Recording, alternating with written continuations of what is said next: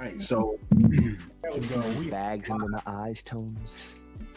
are you trying to signify that? That's crazy. No, I'm saying I got bags under my eyes, folks, from all those freaking gaming this last week.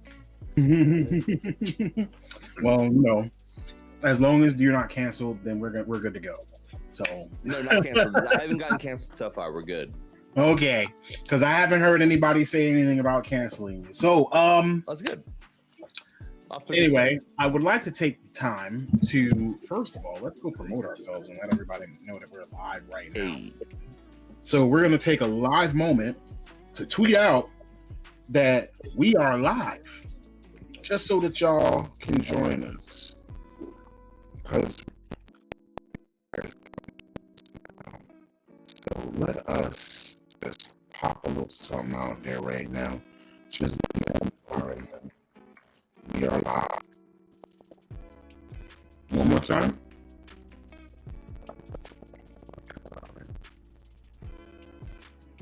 All right. You guys don't have to be quiet. You can keep talking. I'm putting stuff out there too. I would love to know, all about the bags underneath your eyes. Time.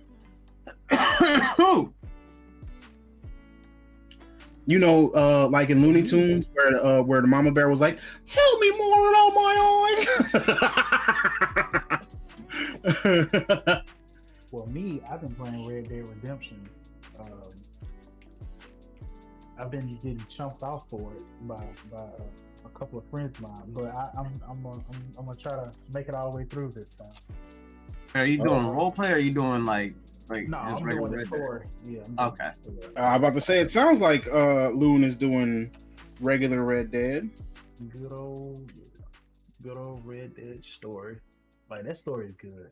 Like, I did not I remember You're doing part 1 or 2?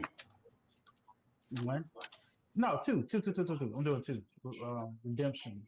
Yeah. Well, playing it, I'm seeing all weren't the they little both Red Dead details. Redemption? Yeah. Just one was Red Dead Redemption 1 and one was part 2. No. Yeah, Red Dead Redemption 2. Right, got it. All right, because there was a Red Dead Revolver, then there's Red Dead Redemption, and there's Red Dead Redemption 2. But yeah, I'm playing 2. Spider-Man. I'm kidding. So anyway, so first I want to start off by just saying good evening, everyone. Welcome to Start Button. This is the place where we talk about, some of the gaming news, everything that's kind of gone. Well, we don't talk about everything, but we talk about a lot of what's going on in the past week, past month of gaming, just try to get you all caught up. So tonight we have with us Mr. Loon himself. We have the OG Mr. Time Traveling, and then we got Mr. Hustle Simmons. Mr. Hustle Simmons, aka gaming's #1 hater, aka the Stephen A. Smith of gaming, aka he gonna let you know what he don't like and what he do like. So anyway, how? I like more shit than I hate. Like I said, you hate more shit than I do. You gonna let us know what you don't like, you do like, right? This shit that you just generally do not fuck with, like with survival games. You don't mess with them at all. I'm like, yo, look at this dope survival game. Tom's like, nah. I do say meh. Exactly. Listen, but you can't help the Tones likes to project. It's fine. But let me also say this. Because I don't like survival games, I am actually going to try Power this week. Oh yeah, that comes out Friday, right? So basically Thursday night.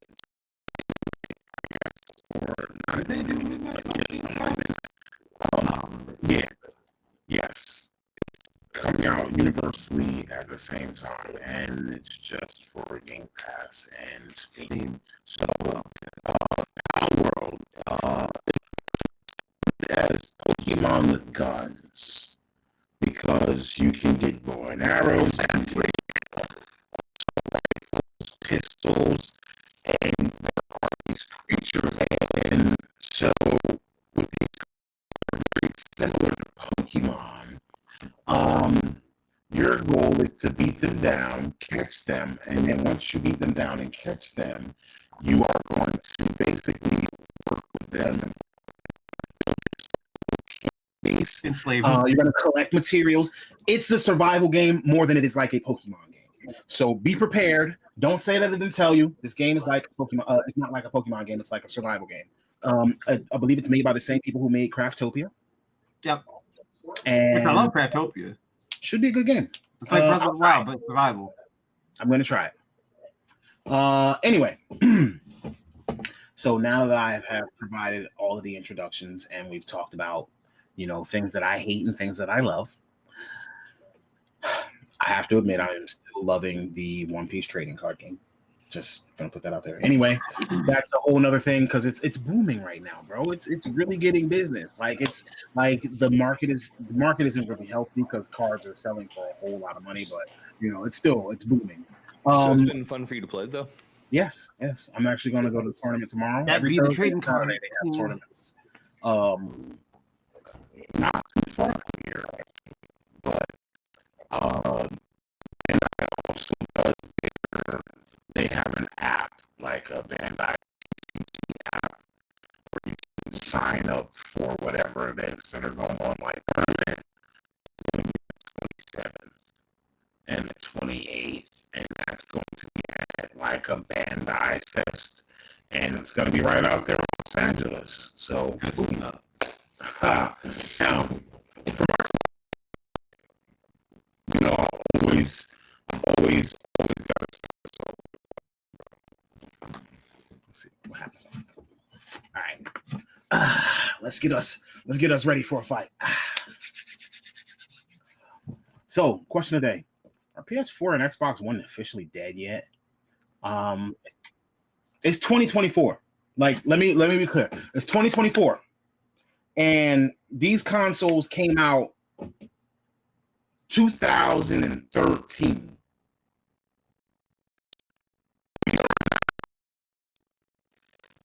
Into our fourth year of PS5, Xbox Series S and X. The number of games developed are lower. Are these consoles dead? What do we consider dead?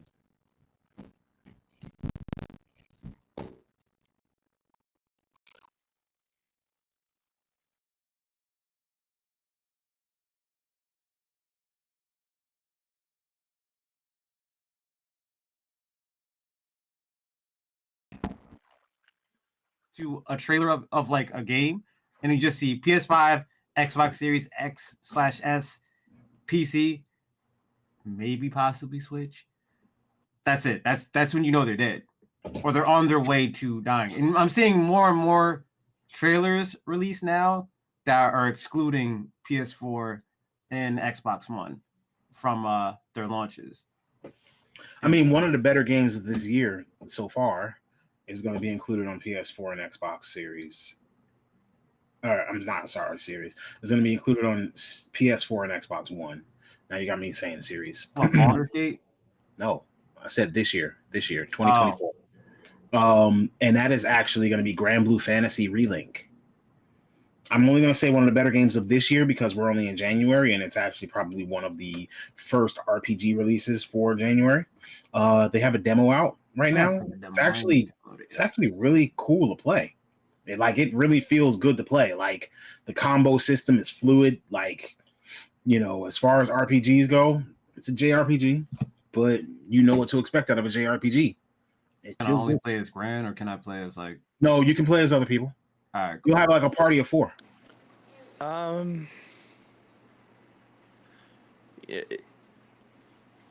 feel like the definition of dead is going to change. I feel like hitting the point of actually being dead is going to be more difficult to, like for these two consoles. Sorry for the. I think.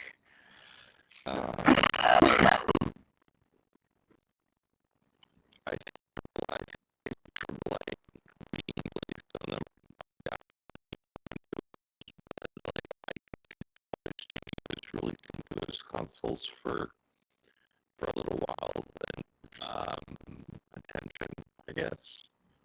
I can see the consoles being for a little while probably, just because of how large those install bases are, and people are going to be looking for something to play. I Yeah. That makes a lot of sense. Now,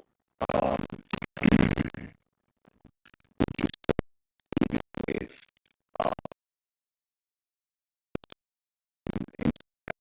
years in, what if somebody has one of these consoles right now and they're into PS5? Is it too late to go into a PS5 and Xbox Series X and S? Well, so long as there's a reason for it. Be it I mean, there were supply chain issues and things of that nature, but well, I mean, supply chain issues and stuff for sure. But I'm talking about just like it hasn't been super difficult in my area at least to walk into a store and get one of these consoles in a little while. I'm not saying for a long time, but for a little while, to the degree where like you've been through at least one tax season probably. Where you had access to some funds for, whatever, or, a holiday season where you could have gotten gifts. no, or I whatever. think we're about to walk into that tax season right now. We're about to find out exactly what these systems are hitting for. Because I think the supply chain shortages ended somewhere around March, April last year. So, so even more to my point of being numbered as opposed to being here, like you said, we're going to have our first real tax season then. Let's go with that. You could start to see the number of users who are on these older consoles start to go up. And to your point, it's been 4 or 5 years. And I think this is the first console cycle I can recall where so many AAA games were still being released because of the supply chain issues, probably, I would say, in at least some part. And COVID.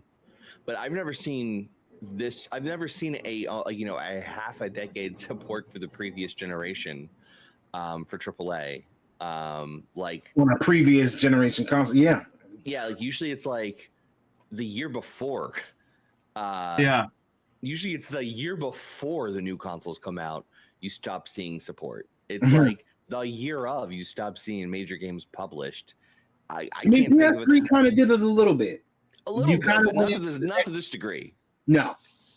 But like GTA 5, for example, was 2013, but PS4 was also 2013, and they kind of, it was they definitely. Well, yeah, and you're still going to see a few big, like you just said it yourself, like the Grand Blue, was it? Grand Blue. Yeah, so you have Grand Blue coming out this year. Like you're still going to see support for the consoles. It's just like you're not going to see. You're going to go from seeing like 10 or 15 games coming out for it that like people who didn't have the previous the new generation could still snack on to like 10 or 15, and then like a year or two later it's going to be like 5 or 10. It's going to just slowly drop off. I think personally, and I could be wrong about that. Like I am wrong about a lot of things. I could certainly be wrong about this. I mean, GTA 6 isn't coming out for PS4 and Xbox One. Yeah, but I don't think that it can handle it either. That's what I'm saying. Like big titles like that are going to start appearing less and less on those consoles because they can't handle them. Like we've all seen the GTA 6 trailer. You really think that would ever hold up on a PS4? Yeah. No. All right, so I'm going to be devil's advocate here. Okay. I hear what you're saying, but gaming consoles have hit a point now where they're basically just PCs, right? Yep. That's why I said PS4 could hold it. It's the hard disk drive that are embedded and uses the architecture of that system that makes the load times a lot longer than what we would like for them to be. Yeah. So load times and stuff might be janky. It might not be the optimal experience, but they probably could handle it. It would just be a matter of optimizing it for it would just be a matter of basically having a version of the game. And again, this isn't easy. I'm not making this sound like this is super freaking easy. It's not, because like one of the perks to consoles is that you have the benefit of benchmarking and stuff. But like if you can have it, there's in my mind, I think the reason you wouldn't do this is because you don't want to deliver a suboptimal experience for people.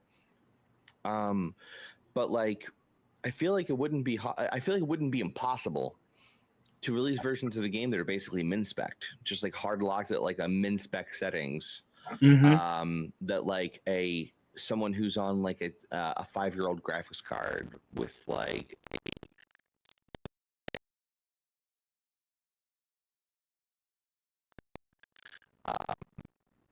You know, like there's no reason you couldn't try and get something that is mint. Oh yeah, for that. I wouldn't go there. I was thinking you get the downscale things. No, there's literally different. I'm not even sure if it would be worthwhile to do, but it also probably wouldn't be the best experience. But like, they could do it.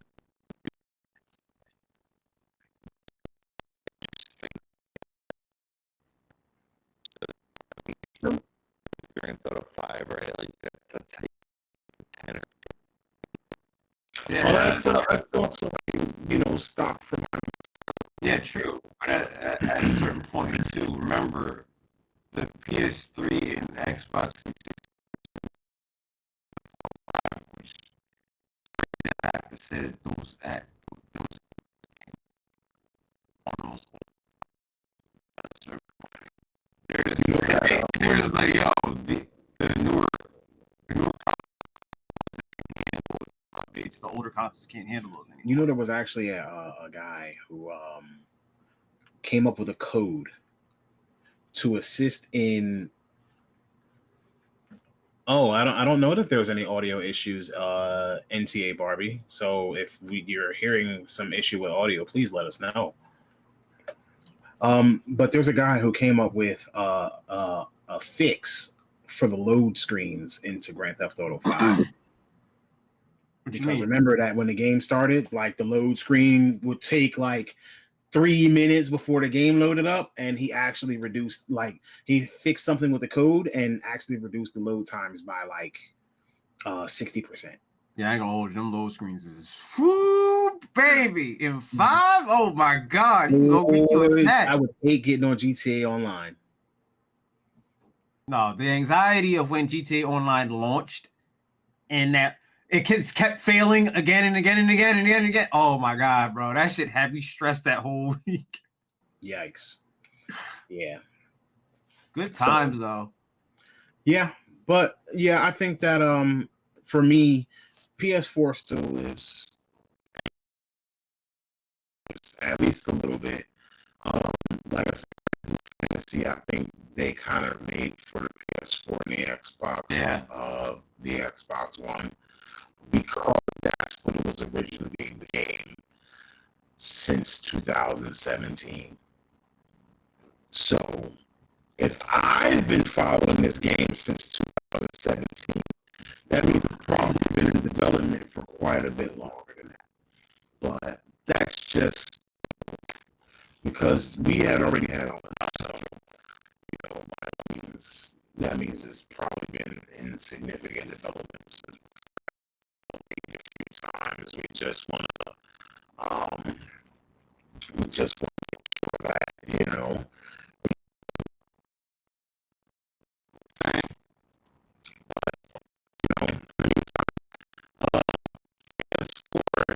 Xbox One is still live for as long as the they PS2 can. lived for like God. I don't think they cut off support for that until I think 2018 officially. Yeah, PS2 was still getting support and they were still releasing games for it. Yeah. The difference with PS2 is that I believe it is the best-selling console of all time. Yeah, I think so.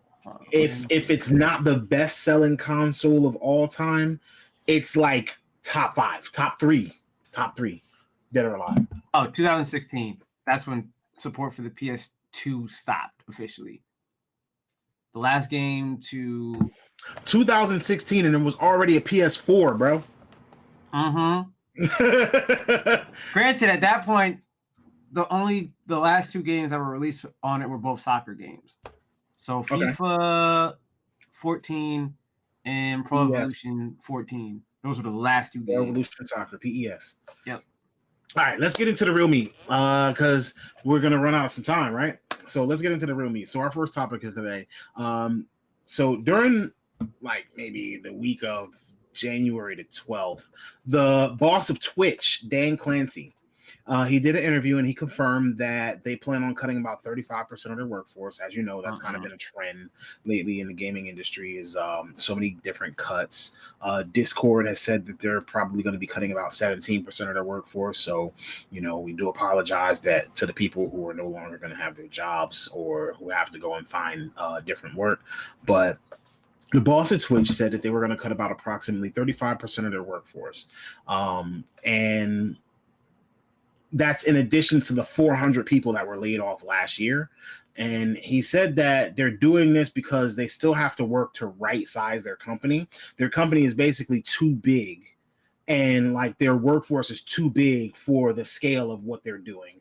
And so he said that right now Twitch is still meaningfully larger than it needs to be given the size of their business. Now, I'll also say this. He's going on record saying that basically Twitch is not profitable and it loses money every month. In 2023, Twitch paid out over $1 billion to streamers, as far as contracts and, not ad revenue, but as far as contracts and as far as how streamers get paid, like how some of the larger streamers get paid. So they paid out over $1 billion. Now, since they paid out over $1 billion to these streamers and its largest content creators, like it's lost some of their larger streamers over to Kick. Kick has been giving out the large contracts. We've already speculated on whether or not Kick is going to be profitable or how they're going to self-sustain. And they also, lost some rivals to YouTube, of course, because again, those large contracts.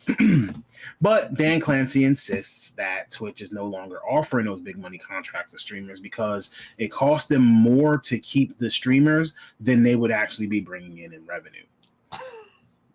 So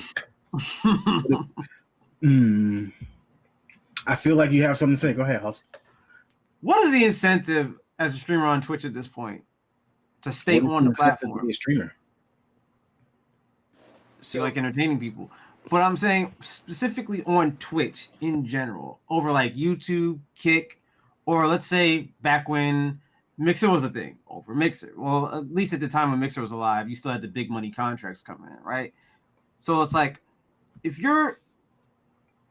let's say you're an affiliate, right? Mm-hmm. You're trying to reach partner, and you're at least a pretty decent size affiliate who has a good viewing audience and everything like that. It's like, there's no difference between you being a partner and you being an affiliate from a money standpoint, because you both have the same cut now. That 70-30 is gone. It's just 50-50 across the board. It doesn't matter. 50-50 is gone. The 70-30 is what you get across the board. No, you don't. Not on Twitch. Oh, you mean all right? No, sorry. Yeah, Twitch. When I say 70-30, I thought it was 70% there. Yeah, no. Everybody who was like big got a pay cut across the board, and now it's reduced down to 50. It's 50-50. So it used to be 70% goes to the streamer, 30% goes to Twitch. Yeah. Now Twitch is taking 50 and giving you 50. Yeah, and it doesn't matter if you're a partner, affiliate. It doesn't matter how big you are, how many subscribers you have, how popular you are. You just get in the 50-50 split, point blank, period. And now, big like X.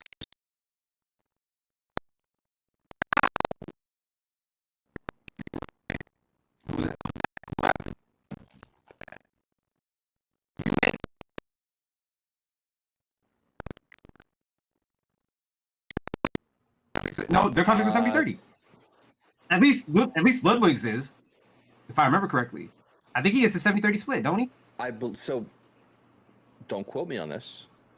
You might be right about that, kinda. But like Ludwig has done a very good job of every so many months he gives updates on things, and like between him and Harris Heller, both have kind of said it doesn't really matter where you go. It's more about like, so.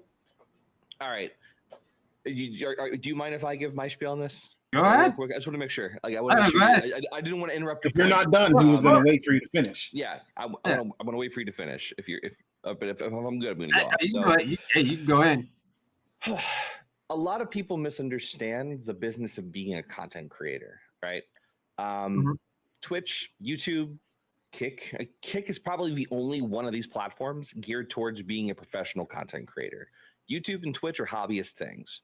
If you want to be a professional off of these platforms, you need to build a platform. You need to take the audience you're having and you need to give them engaging content at any given time. You need, if you're going to, you need, no matter whether you're doing YouTube or you're doing Twitch, you need to be doing the things that we talk about in private, like making clip channels and having, VODs, and you need to be thinking about merch and building what a lot of these websites are starting to do, like College Humor and the Mythical Crew, and getting political. Even places like the Daily Wire, like a lot of these places built themselves up off of YouTube and other platforms, and they realize they want to turn this into a business, so they're building a business out of it. Like having a business that's dependent on someone else's business to operate is not a great way to operate. Any businessman tell you that's bad business. Yeah, so like, I agree with you. Like, where's the incentive for these people to stream on Twitch? Well, I mean, the incentive for Twitch seems to be every major content creator I talk to, or not talk to, I should say watch. Every major content creator that I watch, they say the same thing over and over again. The reason you stream on Twitch over YouTube is for the culture, because Twitch has a different chat culture. And for a lot of them, they prefer the culture of chatting over on Twitch because, like, it's just there. Like, it's a shared language. You go to a Mizkif stream versus an XQC stream versus a Kip Boga stream, and there's going to be very similar culture there that it doesn't exist on YouTube yet. Now, YouTube is developing, and it's going to get there eventually, but it's not there today. Additionally, like, there's some features in Twitch, like Ludwig has an extension. I forget what it's called. I have it. Ludwig has an extension that fixes the YouTube chat, but YouTube chat by default is kind of ass compared to Twitch. Like, there's a lot of features, I will admit that. There's a lot of features that Twitch has just over the years built up into being something that's just better for live streaming for a lot of. I believe you also can't have. My bad, I didn't mean to cut you off. No, you're good. I was gonna say, I believe you also can't have custom.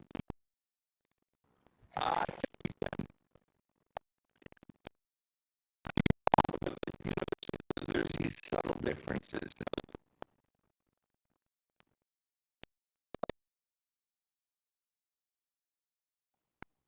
Point of this, they have a clips channel, right? Clips. Well, like carousel somewhere that's having people like discoverability. That's a big thing with Twitch. They don't have discoverability. Yeah, it's one of the big issues with Twitch, and like this is one of the reasons why it's like people are like, why it's like, oh, Twitch is laying off a bunch of people. It's like, what the fuck do they do? Like, what major features does Twitch have coming out every year? If anything, the announcements are usually stuff they scaled back. Usually the update is like something they scaled back. Like, oh, we took this away. I hate to be a dick and phrase it that way, but like they are overstaffed. What do they release? They're a website that maintains streaming, and they have no new features that help anything. I think I saw they had like over 500 people working on that team at one point. What are they doing? Not moderating, that's for sure. Like, found them hate raids became a thing. Hold on. Look, technically, I work for Twitch. This is, like, look, I'm sorry you're losing your job, but what the fuck do you do? No, like didn't help me. That's for sure. I feel bad for them. It's awful. I don't want to see. Look, what do you do?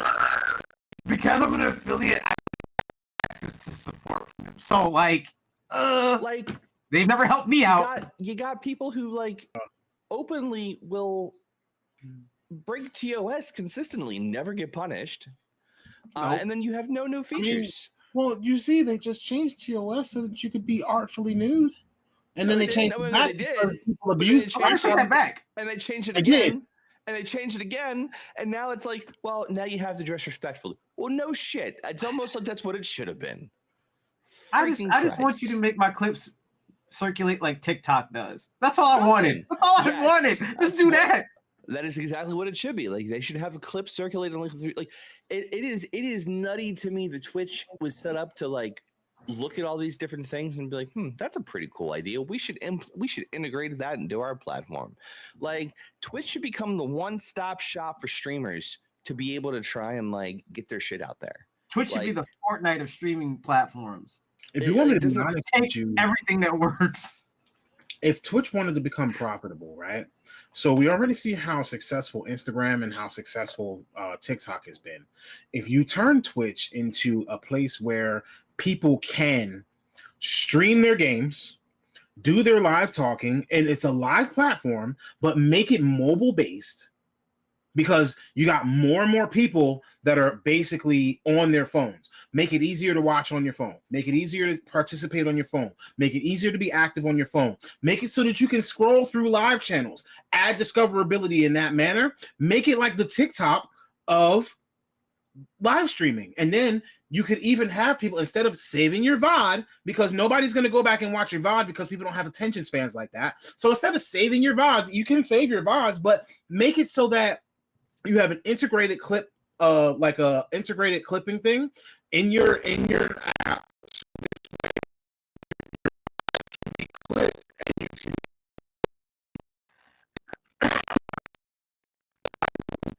and then content. Yeah. Twitch is that.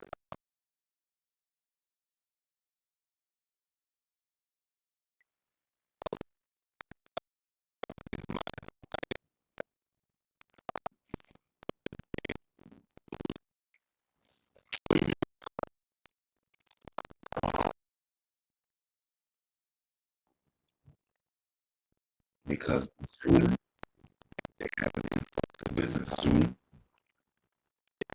So that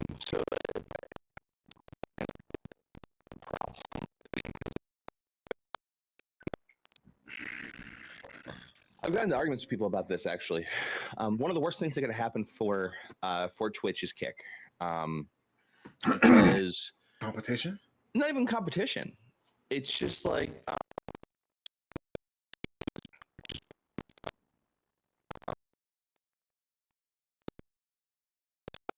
I might be getting none of this is.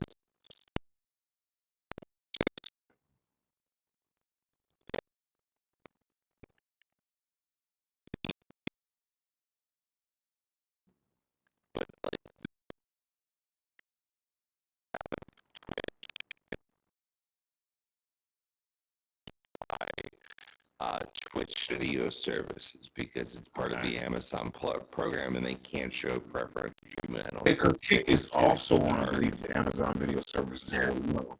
Correct. And that's what I'm from being like they had no idea. Because they've got someone who's paying them for access to their video servers, and it's like, well, we can make the money from another company. Why do we keep Twitch if Twitch isn't profitable?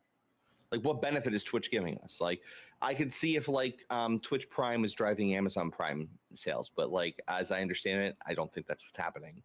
I could understand it if like here's an idea, like they could have something with like the Amazon affiliate program built into it. Try and drive Amazon sales that way or something. I don't know. We apologize, Goji Senpai. We'll work on getting that sound fixed immediately. And if we don't, we're probably just gonna have to, scrub it. But we're gonna keep talking if you can still hear us. But we're working on getting that sound done. We're also gonna work on making sure that it's solid and stable next time around. But we do have to apologize. Our technical guy is having a little bit of technical difficulty. I apologize for that. Go ahead, John. I'll say another thing that keeps Kick kind of afloat too is the fact that they allow gambling on there, and I believe Kick is also co-owned by Stake. Stake. Yeah, Kick is owned by Stake entirely. So they're fine. They should be fine financially. Yeah, they allow Gamba streams, which is helping them, but the big thing that's helping them also is just the fact that they're signing all these big content creators, right? Yeah. Between XQC and even like Amaranth, Destiny, a lot of these folks, they're getting some solid views because of it. And I think they're going to become a go-to platform for people who want to make most of their money off of streaming. Because all of their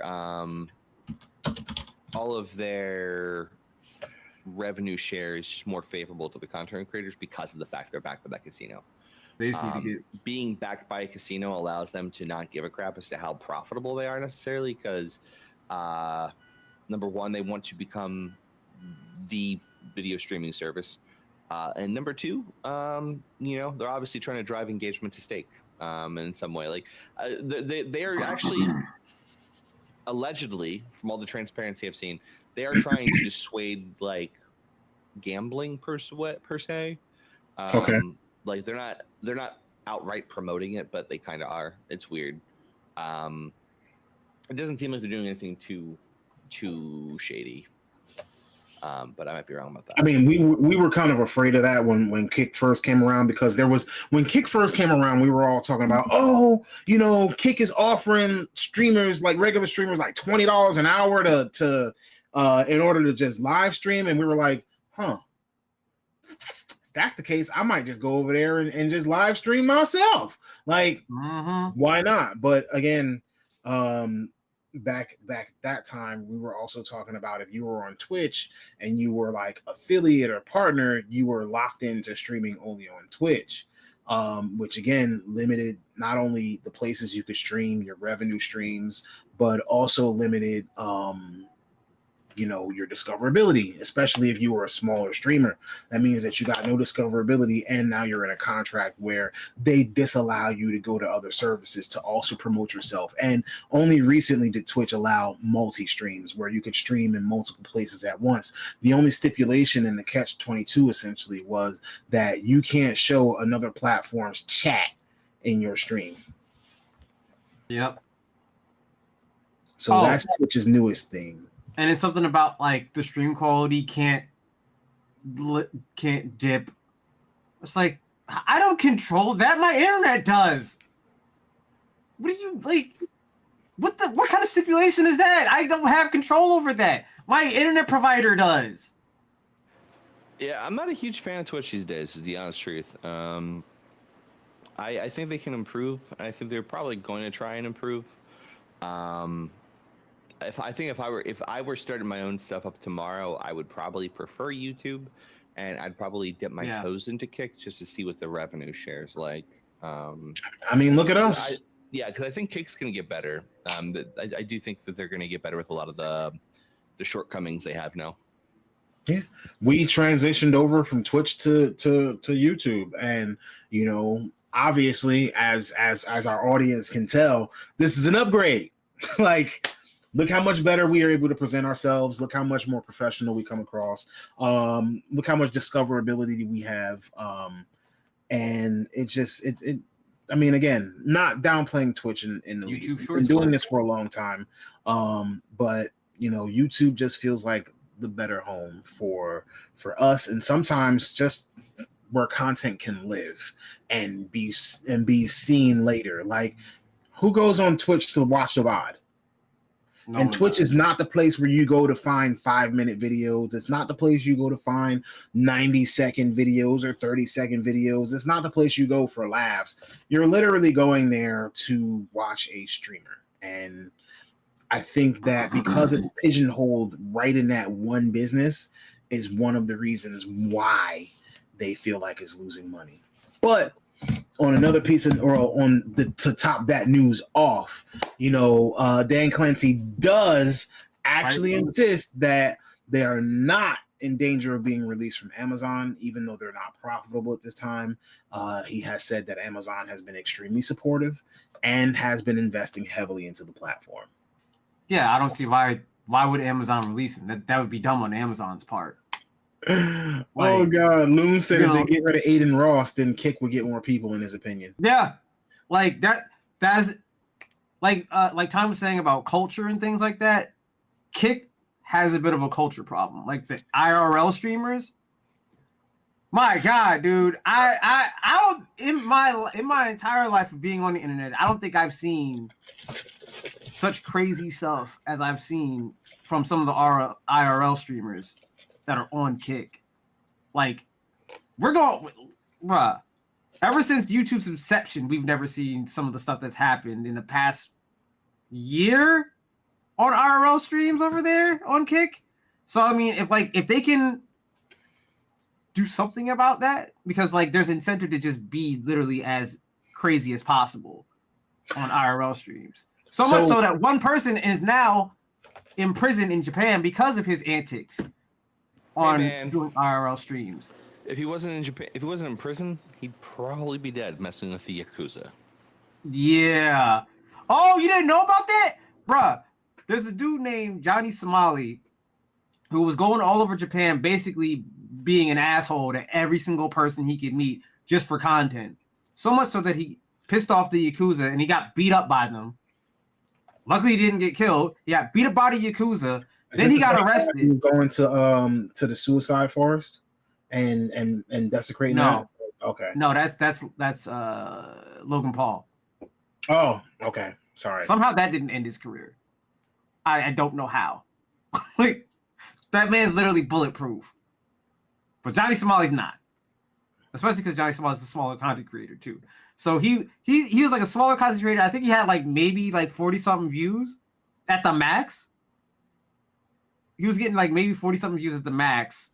Did all that crazy stuff in Japan. And then got arrested. And now he's in, I think he's in Japanese prison for like what, 4 years, 5 years, something like that. I don't know if he's been sentenced officially yet. But he's still he's expected to do like 2 or 3 years of and Japanese prison's a little different. It's like a labor camp. Yeah. So he's gonna have to do like hard labor for like. So it's like never mind. No. Nope. More like convict leasing in America. A little bit. Essentially. Okay. Like I said, I'm just not going there. There's someone else who got in trouble. Maybe it was the same person, but there's someone else who got in trouble recently in one of these countries for going into a sushi shop and licking the soy sauce containers. That sounds like him too. Yeah, it may have been Johnny Somali. Yeah, this dude was terrorizing Japan. Yeah. Like, you're not allowed to live stream in Japan anymore. He's not, or thanks, dude. No. It's like I think they're putting like more rules in place. I'm not sure if it's an official law, but I know. I know for a fact that more and more establishments are saying no live streaming allowed here. That sucks because there's a lot of Japanese, like, just streamers that content creators that I follow that make like stuff like they'll visit like a restaurant and they'll kind of rate what's in there and stuff like that. Like, they're like food reviewers, but they're in Japan. I have a feeling, and if it affects them, that sucks. I would imagine if they vibe check them and like they have a conversation and they show respect, they might be able to get permission. But I have a feeling that they're going to put these kind of things in place, kind of blanket, to have good cause to get rid of your Johnny Somalis before they become a law-breaking problem. But they are also Japanese natively, so they may be more understanding because they know, like, okay, you're Japanese, so you understand Japanese culture. You understand that we don't want you acting like a lunatic here. So they may be more lenient with Japanese natives. Aiden Ross bad, right? Yes. Kai Cenat good, right?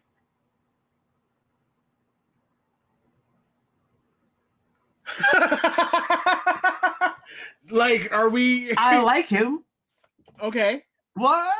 So Aiden Ross bad, Kai Cenat good. Ish. They're both bad. Okay. They're best friends or something like that. Close to it. Oh no! Oh no! Oh no! He's Kai's friends with. Oh no, sir! You gotta. Have you, little brother? You gotta check your friends. Have you not seen like him giving Kai a card for his birthday? Like, they exchange cards and watches. Being better does not make you good. Sorry in advance, Kai. Yeah, Kai Cenat, don't cancel us. I did love the interview you did with Nicki Minaj. I will say that. Young man. Nicki did her thing, but I want to be clear about this. Nicki, come on the show. Clear about this. it's not so much that I think they're, well, they are probably bad people, but they're like 22, 23, 24. That's also they're young. They're young, They're but 20, they're hella influences to young men. And Most rich. young men. Yeah, they are rich young men. They are trashy people right now, more than likely, but they'll grow out of it. They have time. There we go. You see, he brought it all around. He brought it around, y'all. I don't expect them to be perfect right now. Like that's true. They are rich douchebags who haven't lived life yet. A lot of them got rich at like 18. Like Hustle and I would have been terrors had we had money. Oh my god, if I was dead ass, if I had the money at that age, yeah, bro, I'd have been horrible. It would have been horrible. So like, it's no judgment when I say this. We would have been dickheads. I don't think they're good people, but like, it doesn't mean that I think they're like always gonna be that way. It's just who they are today. They'll grow up. Yeah. Oh yeah. I will. I would have been a goddamn monster. I like that potential for me being a monster is still there today. Like, I ain't gonna lie about that. Like, the potential for us being monsters is still there for pretty much everyone. Exactly. Let one true. person hit the lottery. But like, the younger you are, holy crap. You are not even just that. The younger you are, and you accidentally got that. Like, didn't even grind for it, didn't hustle for it. Just like, you're funny naturally, and people, your age fucking flock to it. And like, content creation's a thing. Like, they're not ready for this kind of responsibility. I think a lot of them will grow up and try and fix their stuff. Like, I wouldn't be surprised. No, it's too late for him. Logan Paul's just done. But what? Not wrong. He's gonna wind up in prison at some point. You're not wrong. He's fucked. Aiden and them are good. He's not wrong. He's not wrong though. Crypto Zoo is gonna come back and bite him soon. Yeah. See, stay away from crypto scams, y'all. That's like number one thing there. If someone offers you some crypto shit, just say no. Aiden is by far worse. Just say by the way, no. Come to think of it, because Aiden knowingly, I think it was Aiden. It may have been Kai. I have to probably Aiden though. I get them mixed up sometimes though. So I'm gonna blame Aiden. Aiden's white, Kai's black. Huh? Aiden's white, Kai's black. Well, no, I understand that, but like, they're both shitheads. Yeah.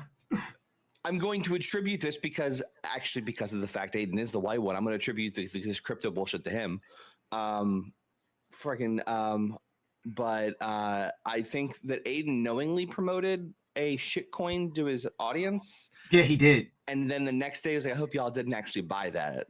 They just paid me.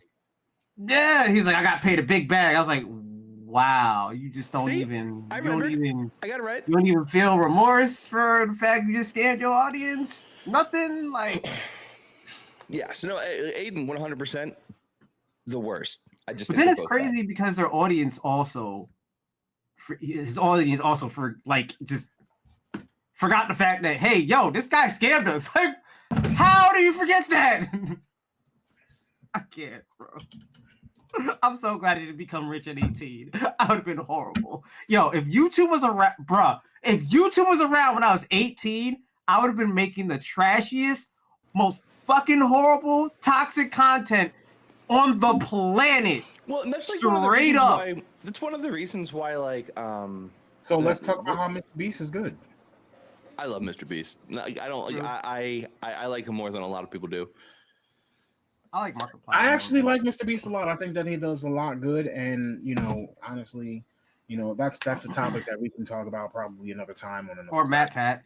What we're going to move into right now is we're actually going to move into Capcom and their DRM stuff. So in October, Capcom actually took up a stance that they were asserting the position that modding is the same as cheating.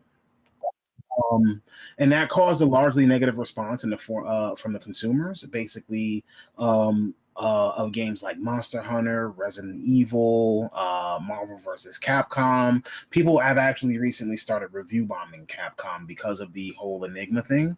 And so what ends up happening is they put Enigma in their games, and that kind of is a anti-mod, anti-cheats program. So it stops you from being able to access the EXE. It's been perceived that Enigma is kind of a slight on the players because it can also be used to DRM software and it can impact performance. So far, there's been no proof that it's impacted games. It's something that can things of that nature. There was another issue, and that was the fact that Capcom had started hitting certain YouTubers with copyright strikes for showing their games with mods, such as Team Darkside. I'll go into the conclusion of this in a few minutes. I do have to step away for a moment. But what I want to know is, what do you think of this Enigma DRM kind of anti-modding situation that we have going on? As far as like Capcom and whatever they're being accused of. I'm going to say allegedly and being accused of because again, we have more resolution coming up after later on in this conversation. But Hustle, you can start us off. Like, to call like mods cheating is super extreme, like incredibly extreme. Like, really, dude? Like, so if I decide that I want Rathalos to look like Thomas the Tank Engine, that I'm cheating now because I want Rathalos to look like Thomas the Tank Engine. I think it's like it's a big thing with Japanese companies, and they're very, it's like they're supportive of their communities, but then they're also like against them at the same time. It's the weirdest thing because Nintendo's the very same way, where Nintendo doesn't like fan games. They don't like tournaments. They do everything that they can to possibly just be like, yo, just play the game and that's it. We don't even want you streaming it. Just play the game. That's it. We don't want you doing anything else with the game. Don't mod it. Don't do this. Don't make fan mods. Don't make fan games. Don't play in tournaments. Don't stream the tournaments. None of that. Capcom, on the other hand, happens to support tournaments and things like that, but then to turn around and then implement DRM that also seems to block people from using mods is weird. And then also copyright striking channels for using mods, though. The people that have basically supported you, like Team Darkside is a very wholesome channel for Monster Hunter. And yeah, they'll use mods that change the look of like a character, and that's it. But to copyright strike them is like crazy. I think Maximilian got a copyright strike from them, I believe, because he had like a mod in one of his games. It's like, what are you guys doing, man? First, you have Denuvo, which has the performance issues. Then you are switching off to what's the new DRM called? I forget the name of it. Let me pull up my notes. Enigma, yeah. And then you're switching to Enigma, which is false flagging things like your antivirus, which is crazy. Yeah, like, sorry. Like, here's the thing. If people are going to pirate your game, they're going to find ways to crack through the DRM anyway. You can't stop that from happening, right? But if you release a game that doesn't have DRM, chances are you get more sales than you get the game pirated. And that's actually been proven. Like, if a game is available and it doesn't have things like that, more people are more likely to buy it. That's happened time and time again. Like, piracy is down now more than it's ever been. Like, come on. Do people still pirate games? Yeah, sure. But a lot of people buy games now legitimately. They're in better performance. They're more readily and widely available. I don't think there's any need to implement DRM anymore in this day and age. I understand why, but I don't think it needs to be a thing anymore. What you think? I'm pretty anti-DRM, is the honest God truth. I think I'm open to hearing from people as to why DRM is so important, but I don't think it actually does much. I was gonna say I'm a gamer. I think you'll hear from a fucking like CEO. No, I mean, I think there are people in the industry who can make a good argument to me. It's not impossible. Like I could have my opinion changed. Like if someone could show me some hard numbers as to how piracy impacts their games or something, I'm open to the conversation. Just my gut instinct, which admittedly is not always right, but my gut instinct is like I just feel like it's an overblown topic. And then the heart of this issue is the modding, right? Yeah.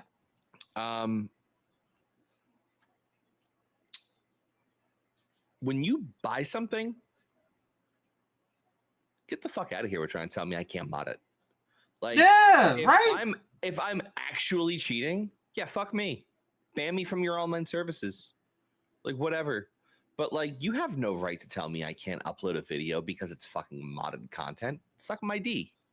Like, get out of here. Like, I S the D. Like, I don't care. Like, this is so freaking stupid. Like, you don't have the right to tell me I can't play the thing that I purchased the way I want to play it. Fuck you. Like, yeah. That's just how I feel about it. Like, it's so stupid. I can't stand when these studios do this shit.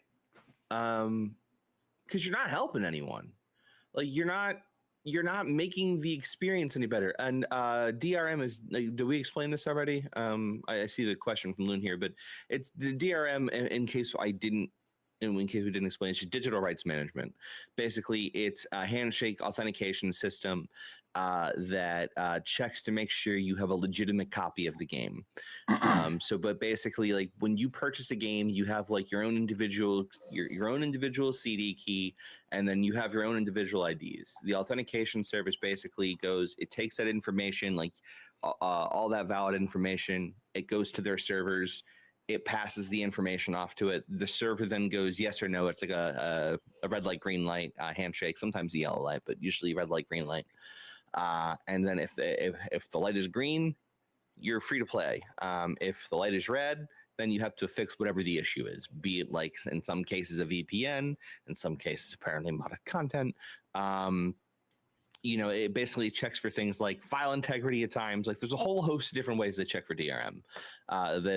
They check for this stuff. And in a lot of cases these days, it's becoming more and more common for that DRM to actually require constant access to the internet to make sure that the person playing at all times is the proper person, i.e. Hustle didn't go and purchase Cyberpunk and then like pass me his Steam info or pass me the files to install it or whatever. And then he goes offline to play while I'm playing online. Like it's a very annoying thing. And like these cause it's speculated and in some cases proven that these cause issues with like video game performance because of the fact that it has these processes it's going through. So like while you're playing the game in the background, it's running these processes at all times, which could potentially have impacts on things like frame rate. I think de novo there's instances of like Ubisoft games performing like 15% better, let's say, without de novo activated. Versus having it on. And like the crappy thing is the pirated versions of the games that wind up ultimately coming out have better performance than the ones that people buy because they have that DRM gutted out of them by the time they reach the different websites. And like I'm not advocating for piracy or anything, but like that's just kind of the fact of the matter is usually the DRM free versions of the game perform better. My apologies, gentlemen. My grandmother got the rhinoceros stuck in the washing machine, so I had to help her get it out with a crowbar and a fishing pole. And DRM, I believe, have we explained what DRM is? He literally just explained that. Okay, perfect. So now, as far as like I said earlier, there has been no explanation or proof that this has actually negatively impacted the game's performance, but they're seeing that that program as DRM. Now, I also want to provide you with the backstory on where this all is really coming from, supposedly, because again, there's Chun-Li Gate. So at the fighting game tournament, it was a Street Fighter tournament, and what ended up happening was there was actually it was actually hosted on a computer, and this computer had the game with mods, and one of the mods was a naked Chun-Li mod. So in the middle of this family-oriented tournament, you had naked Chun-Li being broadcast. Wasn't it an online tournament where they were allowed to get on from their own PCs? No, I think they were all present because it was the tournament host's computer that had the mods. Oh, Jesus Christ. And forgot to turn it off. This is why you just get a blank computer or a blank PS5 or Xbox to host a tournament that does not have anything on it other than just like, hey, here's all the characters unlocked. That's it. That's it. Yeah. So, there's that. Now, again, that's all speculation. Everything about this is speculation. Even with the YouTube video, what we'll do is we'll actually try to link the YouTube video for you guys to be able to watch. It actually goes into a lot of the Capcom, information and what's going on as far as the DRM and all of the controversy. Now, I will say back. Yeah, that was a good video. Yes, because it goes into the truths and it goes into all of the details, But again, the tournament scandal is kind of like Chun-Li Gate is kind of one of the things. But again, the real issue that I see here is that Capcom is hitting people with not DRM strikes. They're hitting people with copyright strikes. They're making people take down content. Like Team Darkside is a major, major, major face when it comes to the Monster Hunter community. So I think that having Team Darkside's videos removed because they're posting videos, and we all know what Team Darkside does, right? Or you know what? Just so that we are all clear, Team Darkside is actually a group of people, and almost all of the content, if not all of the content they make, is Monster Hunter related.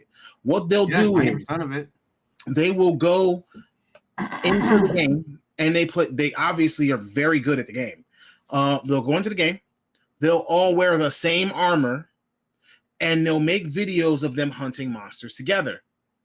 Now they could be speedrunners, they could just be doing the exact same move at the exact same time in unison and going through entire sequences, things of that nature. So they would make they would make game videos and YouTube videos of them doing this kind of thing. It was almost like watching acrobats do their acrobatics. Like it looks amazing. Like it's like, oh, how can I do that? I want to do that one day. So Team Darkside was like the acrobats of Monster Hunter. But Capcom demanded that they take down some of their videos due to copyright or whatever, because obviously the game is modded.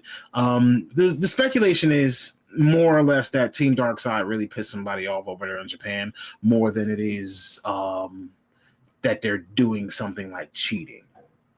But I don't really know 100%, because the other games that are getting hit are Marvel vs. Capcom Infinite, Resident Evil Revelations. Look, y'all need all the help y'all can get with people playing Marvel vs. Capcom Infinite. You should be happy. And Resident Evil Revelations, let's be clear. Straight up, like, ain't nobody playing no Marvel vs. Capcom Infinite. You better pay them for doing that shit. You need all the help you can get with that game. But at this point, we did discuss Monster Hunter growing. We did discuss Monster Hunter having sold 23 million copies at this point, if not more than that. Amount. And it's in World is popping back off. Yeah, this is Monster Hunter World, the game that came out in 2018. We're not talking about Monster Hunter Rise, the game that is the most recent version.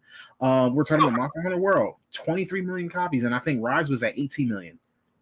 I mean, we're talking about World and Iceborne versus Rise and no. But still, that's a lot. That's a lot. I mean, the fact that I got the game twice is kind of part of the reason too. But I also got Rise twice too. Same. I got the Rise Monster Hunter Switch, and I got the Monster Hunter Rise. They got smart this time on the Switch. So I got the Nintendo Switch version of Monster Hunter Rise, but I also have the Monster Hunter Rise version of the Nintendo Switch. Bro, I'm telling you, if they release Wilds with crossplay, oh my god. Please do that. Oh my god. And cross save? I love crossplay. Yes. Now, if it's crossplay and cross save, are we buying both? Probably.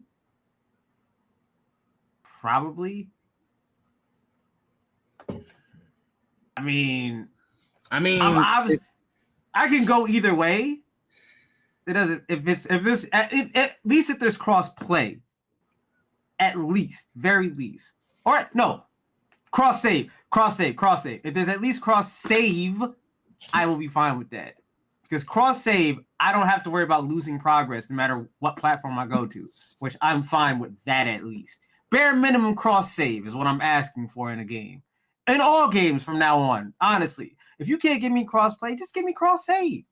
I don't want to have to start all over again, man. Yeah, because I definitely have Baldur's Gate on both consoles. Both on PlayStation 5 and PC. And the fact that I can cross save and play on whatever one I want when I feel like it, so much better. Cyberpunk on PS5 and PC. The fact that I can pick it up where I left off when I want. Warframe. Amazing. Warframe's doing cross save as well too. Have they implemented? I think it's actually already implemented. Yeah, they have cross play and cross save on Warframe. Cross save was such a game changer for the games industry. It is. Yeah, I really like cross save functionality. Like, it's. Do you think it should be standard? Yes. Bare minimum. There aren't many features that I would argue for standardization. I think cross saving is, in my opinion, in 2024, if you are a I'm going to go ahead and set the bar very low here. If you're a AAA studio that is multi-plat, there is, in my opinion, no reason outside of politics to not have cross save. And it's possible I'm putting my foot in my mouth. It's possible that some of the stuff that my company works on doesn't have cross save. I don't believe so. Huh? Overwatch does, and I believe Diablo has cross save as well. Yeah, I'm pretty sure everything's just saved through BattleNet now for us. So yeah. So like I just, in my opinion, I don't think there's an excuse for it in 2024. And there aren't many features I argue need to be standard. Like there really isn't, because I think game dev is one of those things where people should have the freedom to experiment, but like quality of life stuff, like that's a major quality of life change right there. You need to respect my time more. If I'm spending $60, $70, $100 2-3 times over to play your shit, make it easier for me to play your shit. Like make it a no-brainer. Make it a no-brainer so that when I see that, I'm like, man, I would love to play that on my Steam Deck, but I kind of want to play it on my Xbox. Like, speaking of multi-plat, the Suicide Squad actually lifted their embargo for their gameplay. Oh boy.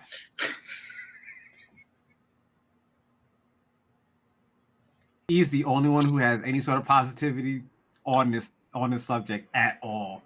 Everybody else in Starbutton is like, no. I don't get it, because like that motherfucker, like they call you the Stephen A of gaming. Yeah. Like, my God, Eric plays a lot of stuff, but that boy can hate. So for him, and he's the one that has something positive to say about it. Listen, Tim said something positive, I believe. What did they say? They said it was some Tim or somebody, right? Somebody played it and said it wasn't that bad. Well, I mean, it wasn't that bad. Here's the problem. It's not good. Here's the problem with it's not that bad. You're insinuating it's some level of bad. Yeah. I hate when people use that as a metric. Oh, it's not that bad. It's not that bad. I mean, okay, but like, Here's a rat pizza. What's It's that not mean? that bad. is it You're that eating a good? rat pizza though. Like, Yeah, but it's not that bad.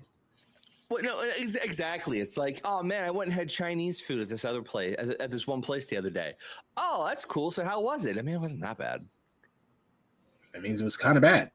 Yeah, So- you wouldn't so accept should it I, wasn't like- that bad as a food review. So, So here's anytime actually, there's a movie where it's like it's not that bad. Should I watch it? I mean, if you're bored, sure. I guess That means no. That's an emphatic no. Like here you go. Here, you ready for this? You ready? Hey John, how was Suicide Squad? It wasn't that bad. Wait, first one or second one? Hey, one. hey, cut it out. Cut it out. Yeah, We it doing wasn't this that again? bad. Look at you. You about to start. What? Just leave Can't him wait for alone Game with of that the Year Suicide version. Squad movie. We're not gonna go there. What? So, The Suicide anyway. it wasn't that bad. I mean, it wasn't. It wasn't. I mean, but if you look at the Will Smith parts, yeah, pretty Huh? good.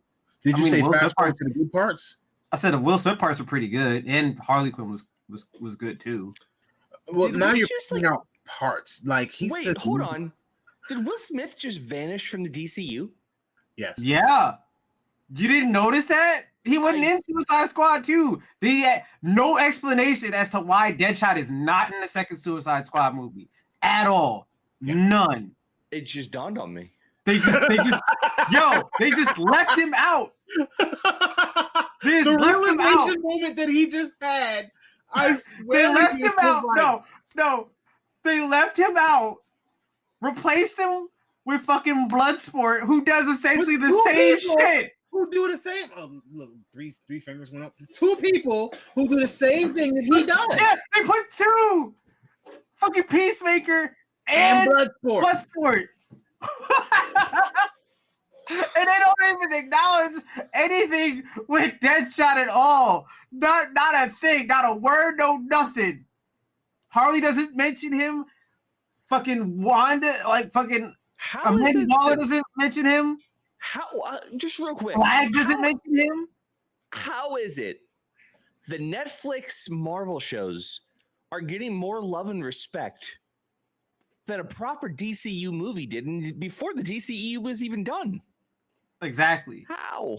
Fucking Echo acknowledged all that shit from the Marvel TV shows in Daredevil's canon now.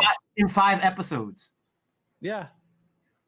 She-Hulk acknowledged Daredevil. The defender. Suicide Squad couldn't mention Deadshot at all. They The only couldn't thing mention Suicide Deadshot at Squad all. mentioned was Batman. That's it. Just Mentioned Batman. Batman. You say they didn't mention Batman? I said mentioned Batman. They mentioned Batman. That was Mentioned. literally it. Literally it, bro. Whatever. We're getting this, Fucking bye. Anyway. we're getting a season 2 of Cena. I'm happy. Yeah. Peacemaker is dope. Yeah. I love So, Peacemaker. we also have the fact that Smite 2 is about to release their new game. So Smite 2 has been announced. I'm a little bit excited. I'm a little bit not excited.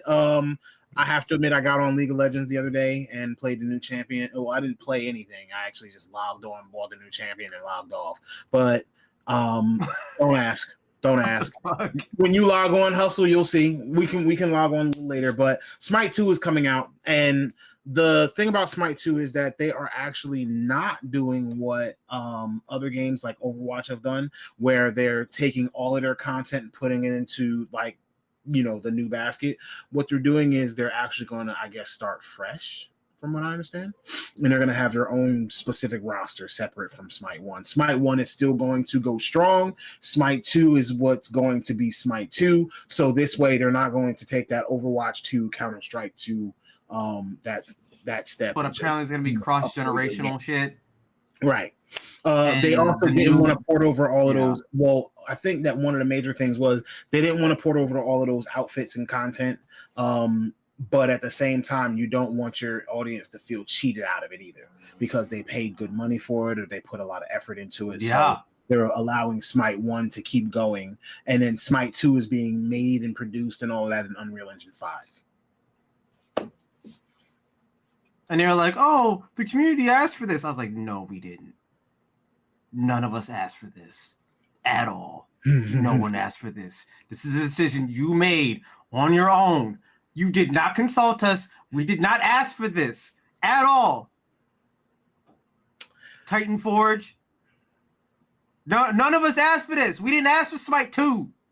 Yeah, I don't understand it. There were I like asked so for many different graphical gods that I upgrade. probably would. I mean, I'm not going to complain about a game coming out in the new engine or overhaul or in graphics or anything like that in order to keep up with the times. I'm not going to complain about a game that's, doing things like updating their FPS and kind of improving on their visual effects or even, just slight tweaks in gameplay as long as the gameplay is still solid.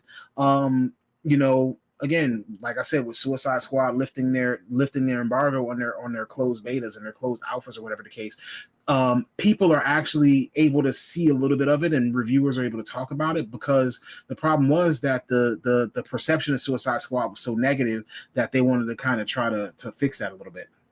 So lifting those embargoes allow people to showcase some of their gameplay. And yeah, some reviewers were not really nice. There were some that said the longer you play the game, the better it gets because it has a rock steady story. And the rock steady story is actually really good, brings in some villains that you probably would not have expected. We're not going to spoil anything here, so just to let you know, we're only kind of giving broad and general consensuses on the various games.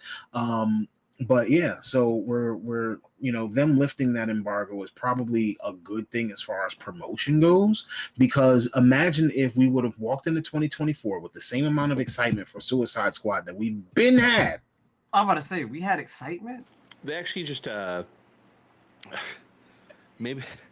All right, I'm poking fun at AEW a little bit here. We had excitement for Suicide Squad. So they're trying to do cross promotion with AEW. Yeah, so AEW, for those of you who don't know, is a secondary wrestling promotion. Wait, to the Suicide WWE. Squad is? So WB Games has a partnership with AEW because AEW is signed to a Warner Brothers Discovery Network on TNT and TBS. Oh, boy. So now they're doing a promotional partnership with their games, and the first one came out today with because Samoa Joe does the voice of Killer Shark. Yeah. So they released a promotional Samoa game Joe cover Killer Shark where? In the movie or the game? in the game. Okay. Samoa Joe is he plays Sweet Tooth on Peacock's Twisted Metal. That's surprisingly good at voicing King Shark. I have no complaints about that. Yeah, and he's King Shark in the new game. You talking about Sylvester Stallone? No, he's the voice of King Shark in the game. Sylvester Stallone is the voice of King Shark in the movie. Yeah. I am so sorry, Goji Senpai. He says, as someone that has played Suicide Squad, Kill the Justice League, I have to admit, it isn't fun at all. Well, I say it gets better as you play because of the story. That's that again. This is what I'm hearing. Well, no, but I want you to think about what you heard for 1 second. Think about what you said. The game gets more fun as you play. There are some reviewers that are story. just giving a good review, but I like to watch places like Game Ranks. He said, I'm going to do my job. I'm going to play it, and I'm going to give you a before you buy, but I'm not really looking forward to it. I feel like you're missing the point of what I'm saying. I mean, I get it. Okay. Not that bad. I mean, to me, I wasn't gonna, personally invest. Like, I don't want it. I want it. Like, if I had to choose between Grand Blue Fantasy Relink and Suicide Squad Killer Justice League, I'm choosing Grand Blue Fantasy today, tomorrow, next week, and then I'm going back to Monster Hunter. Yo, don't fucking Starfield me talking about it gets better fucking 40 hours to fuck in. No, but that's the point that I'm talking about here, though. Yeah, Starfield needed better mission because the story in order gets to get better. power, bro. Doesn't get better because the game gets more fun. Right? That's the point I'm making. You're not hearing it gets better. Oh yeah, the gameplay really opens up and you get a really great diversity of options. Oh yeah, it's a rock steady story. You know what gets better because the game gets more fun? Forspoken. What? Do you know how long it takes? What if I get it on sale? More fun? 40 hours. You out the fucking mind.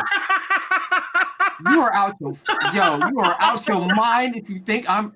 When No, I I'm not was- doing it. That was is the first- problem with Forspoken. The pacing was terrible. The powers, the concept, the parkour traversal, all of that So- were ways that the game could have been great. But what they fell short on was the dialogue, the interaction with the cuff, the open world that felt empty at times, and the fact that you had to go through so much of the game before you unlock variations in your powers, because you get all of these powers. And even in the demo, you had like 3 different sets. You had earth and you had fire, but you don't get those powers until significantly into the game. Bro, So, when I was first starting college, many moons ago, it feels like. When I was first starting college, I had a book called I think it was from this book. It was called The Rule of Play. And one of the things that stuck out to me when I was like learning about like game design theory and stuff like that was this concept of like a game should realistically try and grab you in the first 5 minutes. Well, that's what Goji Senpai just said. He said, I only did up to the first boss, and no spoilers, but he was like, maybe it does get better into, but if the intro is weak, then how do you expect for people to stay with the game? And literally the first minutes of your game are the most important. When you play God of War, it sets the tone. That's actually, that is the example, actually. The very first God of War is the example, because it's like you open up and like your Kratos jumping off a cliff. Right? Like that's how the series opens. Yep. And like you're off to the races. And like that is a great example. If you I mean if you really want to be clear with it, and this is parents, put your kids to bed, because this is where it's gonna go. With God of War, in the first few minutes of the first game, not only are you jumping off the cliff, you're going through war. You smash bitches, like you pretty much live out every man's power fantasy. Then you go on and do whatever it is that you got to do before you go out and cause some more violence. And in the first 10 minutes, you are the literal God of War. Yep. That game caught you. In the first 10 minutes, you get told straight up what your purpose is, why you're angry at the whole thing, who your target is. So you already know what the goal is towards the end of the game. You're like, all right, my goal within the first 10 minutes of being told is I'm going to go kill Ares. That is the end goal of this game, because the game's title is also God of War. Who's God of War? Ares. Who messed me up? Ares did. Who am I angry at? Ares. So I'm going to kill him at the end of the game. Who's the final boss? Ares.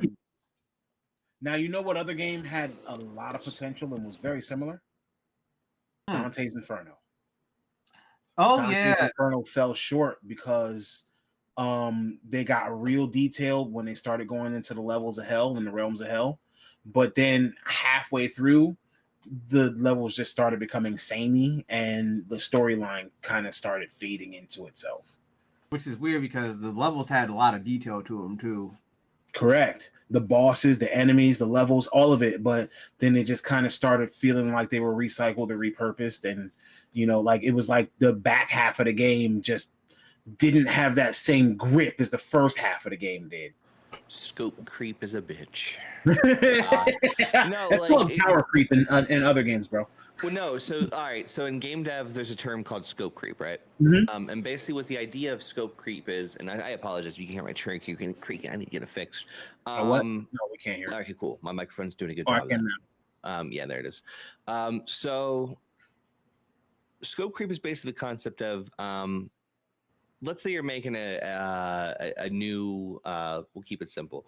You're making a new game, like a new Mario kind of game, right? Okay. And you start off and you're like, oh man, I really want this to feel like Super Mario Land from the Super Nintendo, right? So like we're gonna go ahead, we're gonna have all these different powers. We're gonna have the flying power. We're gonna have the flower power. We're gonna have the growing power, the elephant power. I'm kidding. That was Super Mario Wonder that just came out. Yeah, so like you're gonna have these 4 powers, and then you're playing the game, and then like a few months go by, and then like a designer comes up and he's like, "Yo, listen, I was playing, right? and I had this freaking brilliant idea. Let's add this to the game. I'm like, yeah, sure, that sounds great. We have enough time. That's good. And then time goes on, and then another person comes. We're like, yo, whoa, whoa, whoa, whoa. Really cool idea. I'm like, yeah, sure, we could do that. And like this just keeps happening time and time again. And then eventually it's like they miss one deadline for something. And it goes back to what we were talking about before, like these deadlines happen. And it's just before you know it, you had like these 4 or 5 really defined powers with like a really cool thing and a cool concept. And next thing you know, it's pulling up into like 10 powers. We've got like an extra 5 levels. We have this new time attack mode. Like, and it's just like originally it was supposed to be Super Mario Land from the Super Nintendo modernized. And now it's like, no, we have like, yeah, we're going to add a battle royale mode. It's going to be freaking dope. And like, that's what happens a lot of these games. Then all of a sudden, like time comes and they start having to cut stuff because like they, or maybe they overplanned initially too. Like this happens too. We're like, yeah, we have all these really cool things. We're going to do all this. And we can get this done in 5 years. And then 3 years in, they got about a quarter of it done. Like, well, we got to start making cuts.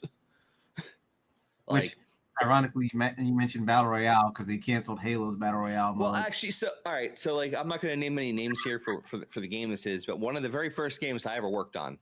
Okay, I go walking in my very first week. I'm seeing emails of like different things, like, yeah, we're going to cut this.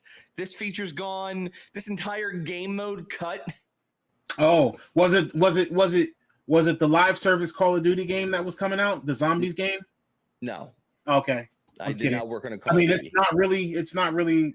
I'm not really kidding because that's in the news anyway. So no, this is 10 years ago now. It's like we're gonna cut. It could have been 10 years ago. Okay, well, we're gonna go ahead and we're gonna cut this game mode. We're gonna cut this. We're gonna cut this, and it's just like you have like a scaled down version of what the game was originally supposed to be. That happens a lot too, where it's like we're gonna do all these really cool, ambitious things. Destiny. And I mean, that is certainly a game where I'm sure that happens. That is definitely a Destiny thing. I've seen all the concepts that were thrown out, and it's just like, bruh, what?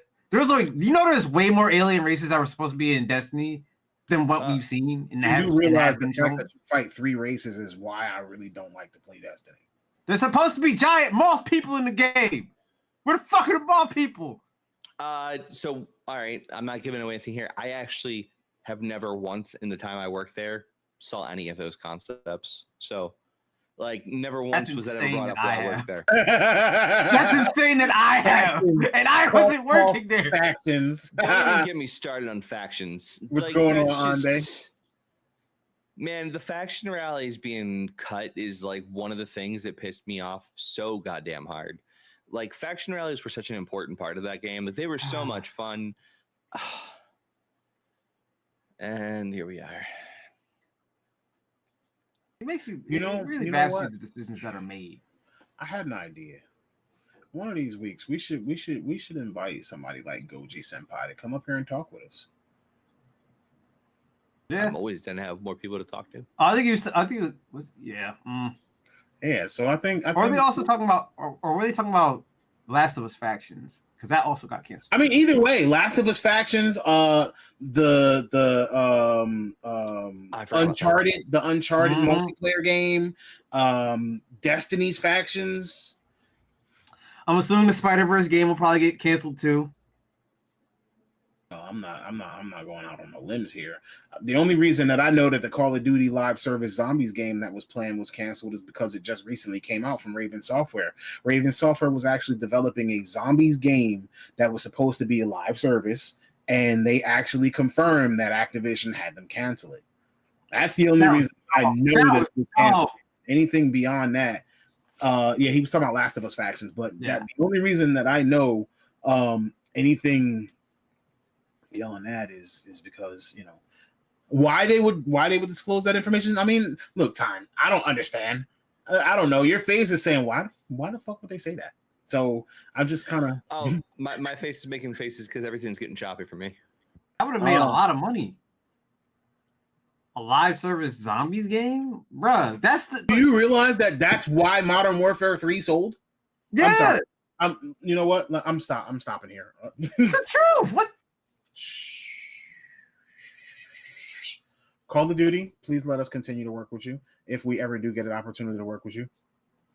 I'm not making any jokes like Chris, like like certain actors have. So That's the truth, though. Yo, you can't ventriloquize your way through this. It's the truth, man. You're not wrong. just because he's not wrong doesn't mean that was the platform to do that. I was talking about Tone.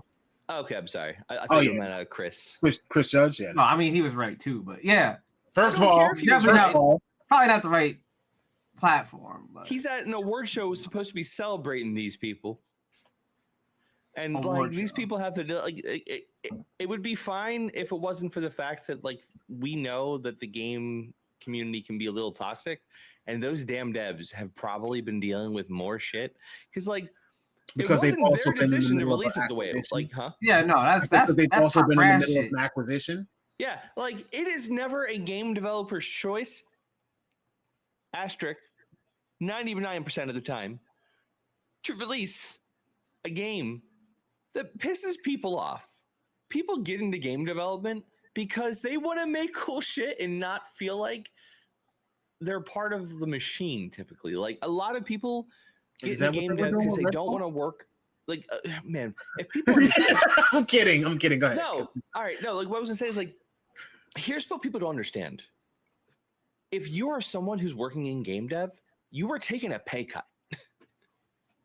Yeah. Every time. You're taking a pay cut every time. Okay. Because you can go make more money working for a Facebook. You can go make more money working for a Google. You can go make more money working for any of these top fucking 20, top 100 software companies. All right, here's some context. A friend of mine I worked with in the game industry, right, left to go work at Apple. Okay. This person had 10 years of game dev experience when I met them. All right. They were making $40,000 or $50,000 a year. All right. Maybe 60 if they were having a good year. When they really went good year? Game developing? For doing game testing, for doing software game testing. Okay. Okay. Went to Apple, made $150K. For a black box testing job, was making $150K. Now they lowered their pay when they moved to Colorado, but it was still $125K. Yeah, $125K in Colorado is not bad. That's pretty good. All the weed you want. In the games industry, as long as you don't live in Denver, you can live pretty good. I'm a senior level analyst. Okay, I people think that game testers, they just sit there and play games all day. No, I'm writing reports. I'm doing risk assessment. I'm having to do data analytics and all these different things. I'm a senior level at this point. Okay, I would have to go and become a software engineer, or go work for another studio or something to even have hopes of making six figures. It feels like at times. Now there are six-figure QA jobs out there. Riot pays pretty well, and other places pretty. We're not going to talk about Riot because you and Riot have. I don't give a shit about them. I'm going to acknowledge the good parts of them. And I'm saying they pay their employees pretty well. It's really awesome of them. I'm happy to hear that. But most game devs are making so much less money than they could if they went to go work for one of your typical tech jobs. But they don't want to. They don't want to do that. They would prefer to keep working in the games industry, an industry that is going to shit on them, that's going to pass them over for promotions, where people aren't going to appreciate their work because of the fact that they want to. The people who do appreciate it, they care about that. The people who do make their job happy, they are happy that they are doing positive things in the world. So that's why I take offense when I see someone like a Chris Judge walking in after just getting done doing these SAG strikes, knowing about what's going on in the industry, and for him to take a pot shot on a team that's been dealing with a lot of shit. Now, granted, I'm sensitive to this, and I'm a little too close to it, right? So for me, it's not gonna be funny. It's fine if you find it funny. It's just for me, I get a little annoyed about it, and that's why. No, I get it. I get it. I understand where you're coming from on that. I mean, if I worked on let's say I worked on GTA 6 or Cyberpunk 2077, I probably would not want to leave one of those studios to go to any other tech company. Yeah, and that's exactly I'd be way too much into what I've made. I want to stick with this. I got a question here directed to me real quick. Yeah, it's a question directed directly for Time. So go ahead. Yeah, so to read the question out, the question was, as a game tester, are you would personally enjoy games when you're testing them at their worst or good state on daily? Like, how It can varies you enjoy the game? How can you I'm sorry, enjoy it? how? Oh, Yeah. how are you able to? I apologize for misreading that.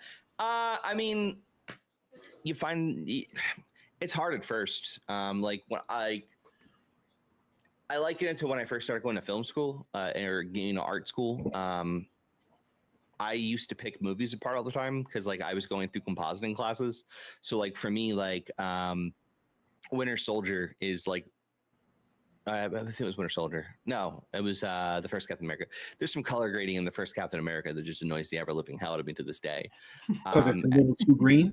No, so the example is the train scene when they're getting ready to do the zip line to the train, and it's actually too blue for me because the color grading they like to use blue to illustrate that it's cold, and they went a little too far for me.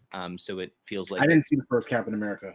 Yeah, if you go back and watch it when they're on the train, like you we can probably find a clip of it on YouTube after the show's over. I can show what I'm talking about.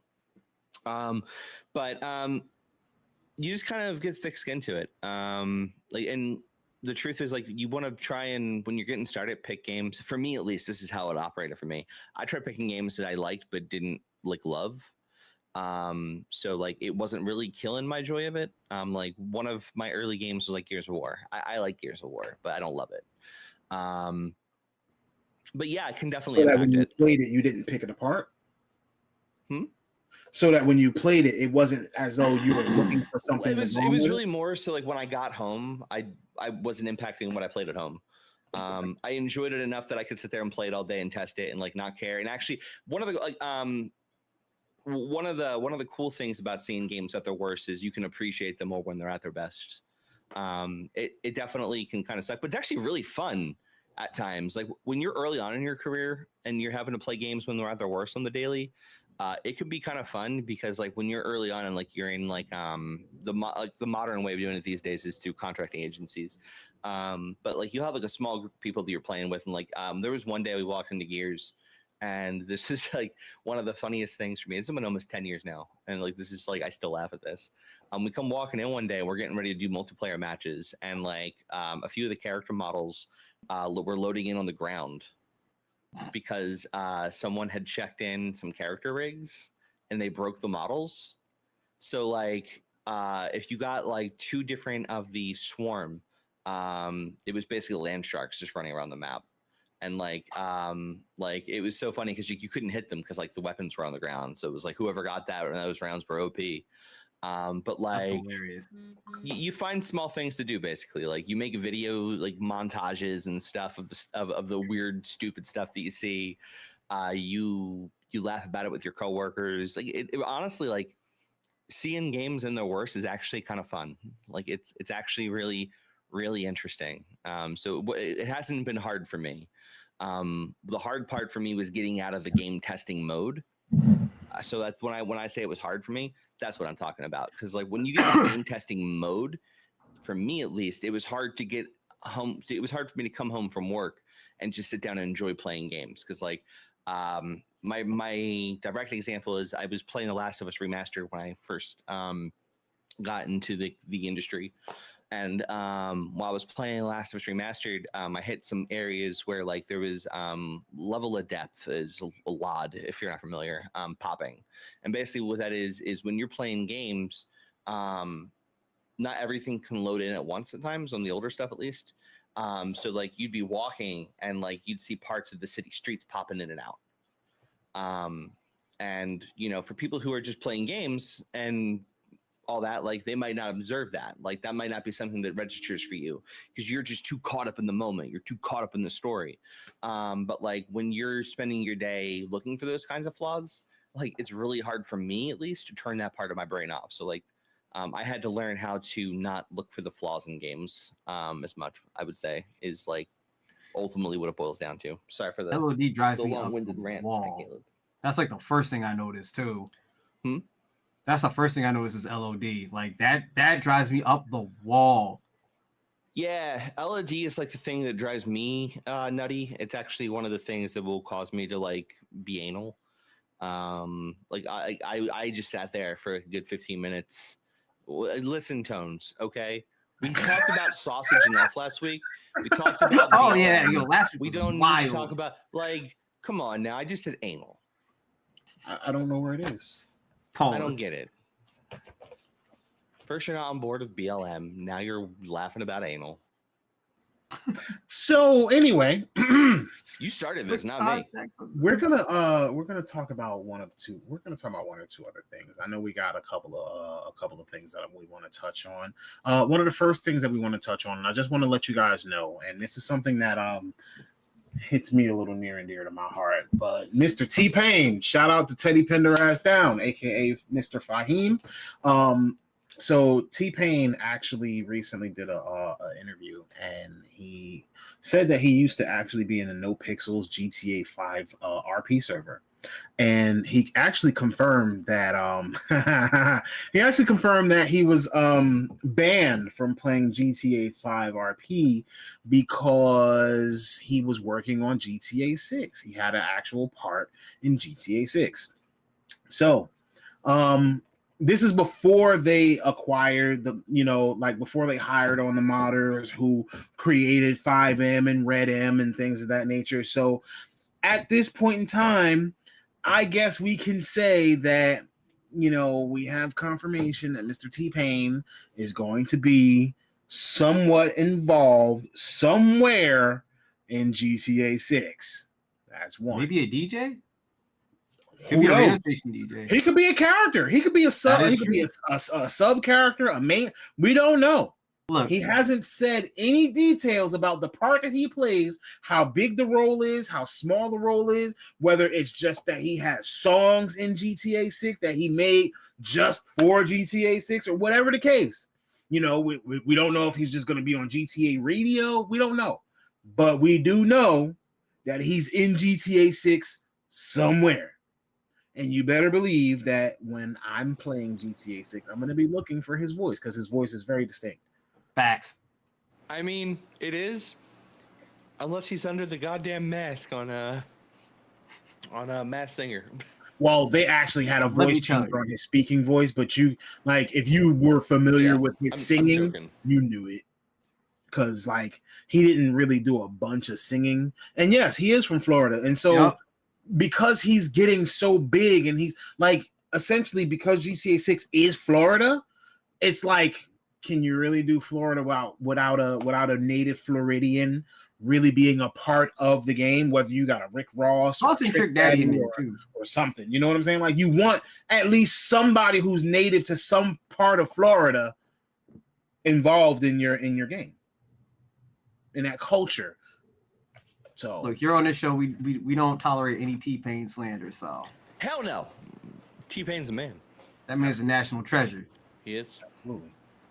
That man worked very hard, and he works very hard in a lot of the different aspects that he's right now. He's teaching himself, or he's learning how to drift. I'm not going to say he's teaching himself because he took lessons, so he's learning. He's passionate about drifting. Yes, he is. Yes, he is. He was streaming, and his content is going crazy. He's still doing things in music. The man is very talented, multifaceted, and he likes to entertain people. That's one thing that I'm noticing, is that he likes to entertain people a lot. So let that man be great, do great things, and just continue to entertain. If you haven't seen it, look up the story of his Pickle Rick Nissan Silvia for chat. That is for you guys in the audience. Look up the Pickle Rick Nissan Silvia. It's actually a really messed up story. Yeah, that made me. I was mad for him. I was like, "Yo, for real?" Yeah. So now we're gonna move into the next one. We're kind of rapid firing them off right here. So I just wanted to kind of put it out there. We used to play big. We used to be big Overwatch players or whatever.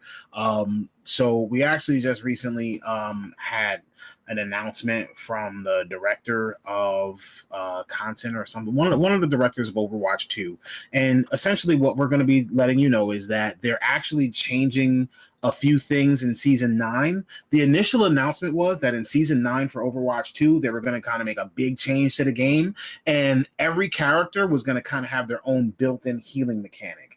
This built-in healing mechanic included tanks, DPSs, everything, so that you didn't have to rely on the 2 healers that are on the team. Because if you remember, Overwatch switched from a 6-person format to a 5-person format: 1 tank, 2 DPS, 2 healers. So when they switched over to that 5-person format with the 1 tank, 2 DPS, 2 healers, obviously you want your healers. You want 1 healer trying to heal your DPS. You want to keep your tank up. You want to make sure that the team is cohesive. Everyone gets their share of healing or whatever. But again, as a player, when I'm playing Call of Duty, even though I'm working with my team, I'm kind of with that lone wolf mentality. So sometimes that happens in games like Overwatch. It's a very team-oriented game. If your team is not cohesive, if your team does not have synergy, then very much so your game can fall apart very quickly. So this was actually one of the changes that was highlighted to be coming to Overwatch 2, where all players would have their own kind of self-healing mechanic. It's like a passive heal or something like that if you're not hit in a certain amount of time or whatever the case may be. I don't really know the details of it, but all players were supposed to be getting a self-healing mechanic. There was some backlash. There was some congratulations or some celebration about it. But then recently, so we got this news kind of like at the end of last week, beginning of this week. Then the other day, that same director came out and he said, "You know what? I apologize, because although we're having this change to mechanics, I provided this information out of context. This is actually supposed to be a part of all of the season 9 changes. This is just one small thing that was actually provided out of context. Season 9 for Overwatch 2 is going to change essentially how the game is played. It's going to feel a lot more synergistic, even if one piece of the cog isn't, or like one cog isn't necessarily working properly. It's still going to be fun to play. At least this is what they're trying to say. So, I just kind of wanted to get that information out there. Hustle, you got to say something. I mean, well, I'm going back to it because my girlfriend is gonna start playing it, so I'll be playing it with her. And what you playing on, bro?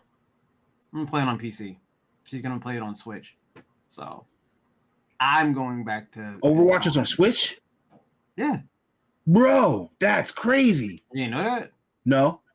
Yeah. Somehow it's on Switch and working. Hard be for me, but hey.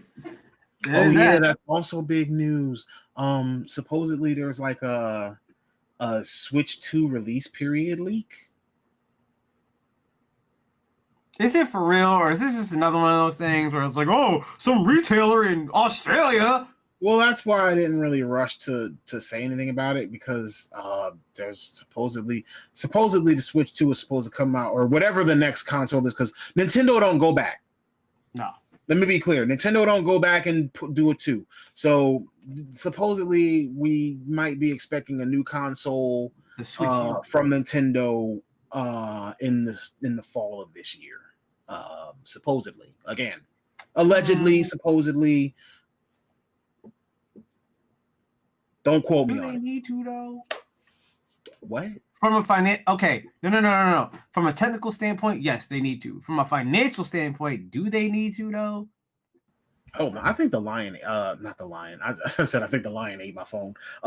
Yeah, I think the lion did eat my phone. I'll be right back. Oh, okay, all right. Well, that was Ty. What do you have to say? I'm just here so you'll find. Wait, what? I don't know. I don't have much off on this one. I don't play much Overwatch. I mean, the Switch 2. Huh? The Switch 2. I said I don't think there needs to be. I don't think that it makes sense financially to put out a Switch 2 this year. From a technical standpoint, it does. Financially, kind of not. Okay, I found it. I don't really know how I feel about a Switch 2. I don't really play my Switch anymore. Not because there's not enough games or anything. It's just I'm not the target audience for it. I'm so far behind on a lot of the other stuff that I like want to play. Yeah. So like for me personally, I don't have a horse in this race. They probably should release a Switch 2 This year though. Yeah. I mean, You know what? Let me sooner ask than you a later. question, Tom. What if the new Switch was like the Meta Quest 2? I wouldn't want it. Why? Because you already got a Meta Quest? No. I because Nintendo going into the land of I don't think VR is a gimmick. I think in the hands of Nintendo it would be a gimmick. Like the 3DS. No, it's not even Like like, the Wii? like the Wii U. Like the Wii U, the Wii, the 3DS, the Virtual Switch, Boy. all of it. Virtual Like, Boy. Nintendo is at its The best when it's GameCube. just making games with like hardware that's proven. It's one of the reasons why they can release stuff that doesn't have the best graphics in the world. Like for me, I wouldn't want that personally. I'm just saying that almost every Nintendo system that has come out has had some kind of a gimmick to it after the Super Nintendo. Nintendo 64 and GameCube didn't. GameCube was literally a cube. With That's not a handle gimmick. That's just a design choice. with a handle on the back of it. How's that a gimmick? It's a design. That's a choice. design choice. It was made to be portable. It was literally, but it's designed still to be a portable. design. It's still a design the choice. fuck? Yeah, are it's you a design talking choice, but it's still a gimmick. The I don't think Nintendo it's a gimmick. 64 with the joystick in the middle of the controller. Question: did your friends carry their GameCubes around? I mean, I did. Okay, On the so handle? Yes. would that still I be never useful did. today if you had a console that like was centered around party games? Maybe yes. So it wasn't a gimmick then; it was a feature that it was enhanced. How? How was that? I mean, all right. Since we're Well, going to you just said you features that are used it. enhanced, You just said it would be useful if you had I another use party. the Wii U tablet too. Okay, Gimmick. and would you like but like do you know what makes it different? What? One got one of them took off, the other didn't. Like One didn't.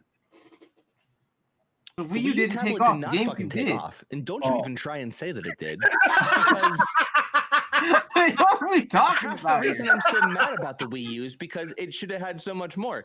Like my entire problem. I don't think. Listen, man. Like when I think gimmicks, okay, like real quick. Let's just I be quick mean, about this. When That's I kind think of a point gimmicks, there too. when I think Those gimmicks, tiny little discs that no, the it's not a GameCube gimmick. had. No, here's I think you got a gimmicks. Nerf gun. Choo, choo, choo.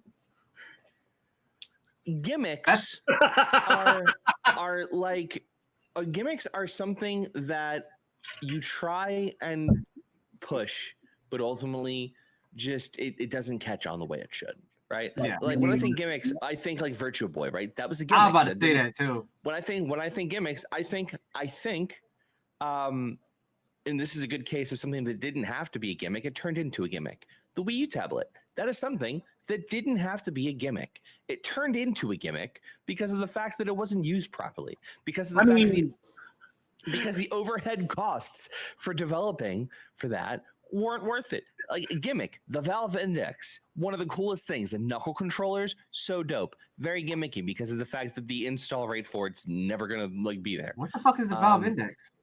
That was Valve's first console. No. The Valve Index is Valve's high-end VR platform. Yeah, Valve's first console. No, Because it came out before the Steam Deck, didn't it? no. Oculus Rift. So Valve had. Oh shit! Yeah, they did have oh, okay. So Valve first released Steam VR. Okay, Uh-huh. that's not the Index. That was more Right. like an Oculus headset that was like just freaking really awesome. Okay. Okay. It was like the screens were OLED. I think they had the headphones built into it that were really nice. It was Right. a really dope high-end premium VR experience for the home. Okay. The Okay. Index is where they went to the next level of that, but then on top of it, they introduced the knuckle controller. So basically, they have haptic controllers that like are really good for like articulation of fingers and stuff. But like it's a gimmick because I think the only thing that like actively makes use of that stuff is like the Half-Life game for it. Now there's probably other things out there for it, but like it's not going to get the wide range adaptation to not be considered a gimmick for me. Like stuff for me that is gimmicks are just stuff that like it's pretty cool, but ultimately it just like it never lives up to the hype of what it could be. Connect, something that didn't have to be a gimmick turned into one. Yeah, like the PlayStation Move. Exactly. But again, these things came out because the Wii was doing so well with motion control. And to be honest with you, I think that the Wii is literally not the Wii. I think the Switch is literally the combination of the Wii U tablet and the Wii motion control. You know what? I'm going to add to my definition. I think a gimmick is when you have a really cool thing that if you were to not have it as part of the core experience, it wouldn't fundamentally change much about it. And it has to be something that wouldn't change the core identity of it. Is having a gimmick a bad thing? No, it doesn't have to be I a don't bad thing. think so. I mean, I personally don't think so because I think it's just a thing. If Nintendo, I personally feel like if every Nintendo console didn't have a gimmick, they might not sell as well. Gimmicks aren't inherently a bad thing. It's when you do gimmicks too frequently and rely on them. I mean, again, I'm not saying that because because I feel like Nintendo has a gimmick. The GameCube being a little cube with the tiny little discs and a handle. But that wasn't why it sold. Or having that strange shaped controller that was terrible for the hand, but GoldenEye 007 worked really good with it because it had a little trigger on the back and a thumbstick on the front. Or the Virtual Boy or the Wii having this motion control and this Wii mode and a nunchuck, the Wii U having that. They're not afraid to go places that no one else is going at the time, and I think that is also leading into their innovation in certain technologies. I think one of the core issues we have here with like our disagreement on like whether or not something is a gimmick is I think you're looking at it as was the intent to be a gimmick, whereas I'm looking at what the end result was. See, like, I'm looking at when it came out. Is this something that is going to land people because it's different? But landing something because something's different doesn't make it a gimmick. Like, sure, I guess I see what you're saying, in as much as like it's good marketing, and I guess I can see where you're coming from that angle, but I still disagree with it because I feel like gimmick for me, like, you know what? Here, let me be a little. I mean, but Nintendo doesn't need gimmicks to sell though. They have their games. That's the thing. Like the definition of what a gimmick is, real quick. Nintendo properties. Nintendo I'm not IPs, saying that Nintendo wouldn't sell without a gimmick because they do have their games. You were saying they wouldn't sell as much without a gimmick. So all right, so like here's the definition that's not true, of a gimmick though. here. Wait, hold on, let's hear this. A trick or device intended to attract attention, publicity, or business. It is not so much a program to improve services as much as a gimmick to gain votes is the example here. Now, if you believe their intent was capturing attention, then yeah, I could see it being a gimmick. However, I think that is incredibly stupid. No offense. And the reason I say that is because you're saying that Nintendo, a company that goes back to making trading cards before they ever got into electronics, actively takes risks on the quality of their gameplay to try and generate attention, to try and sell consoles that they're hoping are going to stay on the shelves for 10 years. Like you have to walk into that believing that they don't genuinely believe the decisions they're making are going to be decisions that are going to stand the test of time for 10 years. Because like, no, I believe they 1,000%. That's why it's, for me, it can't be a gimmick. It's like they're not doing this to try and generate attention necessarily. Sure, to an extent, absolutely. Like 100%. You're always trying to get attention in the industry. Like you want people talking about you. Like 100%. Right. But like, That's what I'm saying. yeah, Better yet, Like, does the Switch live wait. in the realm of a PS5 and an Xbox Series if it's not mobile? no, but All right, let's You're go not back. going, to but you're PS4 not and going Xbox to a One. Switch. But you're not going to a Switch to expect. But if the Switch was just a plain console, very much so, like the PS4 and the Xbox One when it came out, had the same specs that it does. no, you perform the can't do same that. way. You can't do that. You can't do that. No, I'm saying if the No, Switch you can't. No, you can't. without sit it there, being mobile, no, it you doesn't can't live. sit there, you can't sit there and say, well, without it being mobile, but it had the same specs. It has the specs it has because it's mobile. That's literally why. Okay. What about the Like, Wii? you can't have one without the other. What about the Wii? If it just had the same specs but didn't have motion controls, Correct. It probably wouldn't Does have it live gone in as, the same world it as probably Xbox? wouldn't have taken it. It probably wouldn't have taken over as well in the realm of physical therapy. But Which is does it, one of the people would reasons be why playing. it sold so. One of the reasons why the Wii sold so well is because it was good for old people. it was also good for kids. Yeah, It's had fun. but But like, if it but did like- not have the motion controls, we can does look back that on it like console this. survive in the same realm as a PS3 and an Xbox. Hold on, but we can look at it like this. Like you can't. All right. So Yeah, instead of saying, so let's differentiate gimmick versus innovation, right? Because with Nintendo, you can say, I think you can clearly make a distinction with what Time's definition was, that what Nintendo does tends to be innovations rather than They gimmicks. don't necessarily have to be The move is a gimmick. synonymous. Like but I'm saying they can't be the same. Gimmick and innovation aren't the same thing though. You can have an innovative gimmick. But they're not the same thing though. Like an innovation and a gimmick are two Innovation completely is different things. something that moves the market, but a gimmick is Yeah. something that gets attention. If your innovation gets you attention, it's still a gimmick. Not really though. Like not by his definition. Okay, look. So the Wii. So you're saying with motion that controls. a gimmick is the antithesis of innovation. Yeah. That's what I'm viewing it as. I think you can be right. Like, I think I'm not saying you have to be wrong on this. Like, I do think there are some really good ideas, even possibly from Nintendo, that start off as, what can we do to be different?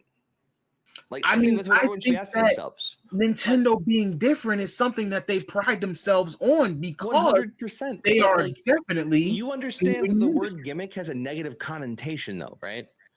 Like, But I understand not that you don't using mean it it as a- negatively, right? I understand that you don't mean it negatively, and I understand that you and you genuinely believe these are gimmicks. I disagree because I think gimmick has such a negative connotation. I have a hard time viewing it that way. I have no problems in saying that it definitely walks the line. I have no problems in saying that some of these things can definitely fall into the territory of gimmicks. I think for me, ultimately, a gimmick is something where the decision ultimately rests on the buzz over the innovation quality of it. Like, I think you can have innovation through pursuit of a gimmick. But what makes it a gimmick is if you don't genuinely believe in it and release it just for the buzz. Oh, it's like cooking pasta and throwing it at the wall, seeing what sticks. Yeah, a little Essentially. bit. Like the Switch is not a gimmick. The Switch is an I don't- innovation. I don't view the Switch as a gimmick. I use all the features that are on that thing regularly. Without the Switch, we might not have a Steam Deck. That's true. Right. And all the other Steam Deck clones. Yeah, might it is very possible that Nintendo changed the game once again at that. Just like they did with the motion controls. Like, you have DualShock controllers now that have motion sensors in them. I believe doesn't the Xbox or no, I don't think the Xbox One does anymore. Okay, yeah. Okay. But and again, I mean, even the Wii still has that motion control. Not Wii. Even the Switch still has that motion control thing built into it as well. I use it sometimes for Mario Tennis. That's what I'm saying. Like, the Joy-Cons have motion controls built in, so they modified the Wii remote essentially to be part of that. Yeah, exactly. And and I'll even go a step further. I'll even grant you that it's possible for the first generation of innovation to feel kind of gimmicky at times. I'll even grant you that. But like, again, going back to you just said it, like the Joy-Cons have motion controls in them. They've clearly been continuing to use that tech, and it's not a core part of their features anymore in terms of what they advertise. But it's still there. So like, is it still a gimmick? I don't think so. Like, they're not really trying to generate buzz with that. The new thing now in your world for what would be gimmick is the fact it's portable. Portable, and you like can but the motion part's still there. It So, is like, there. It's just not a selling point anymore. Right. Which I do not view it being portable as a gimmick, because everybody still uses their Switch, both portable and docked. If it was a gimmick, no one would be using it portable.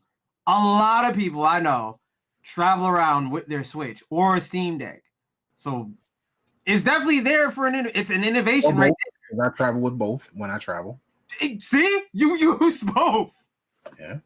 So you prove my point. All I'm saying is, to me, the selling point of the Switch was the fact that it was mobile, which is an innovation, not a gimmick.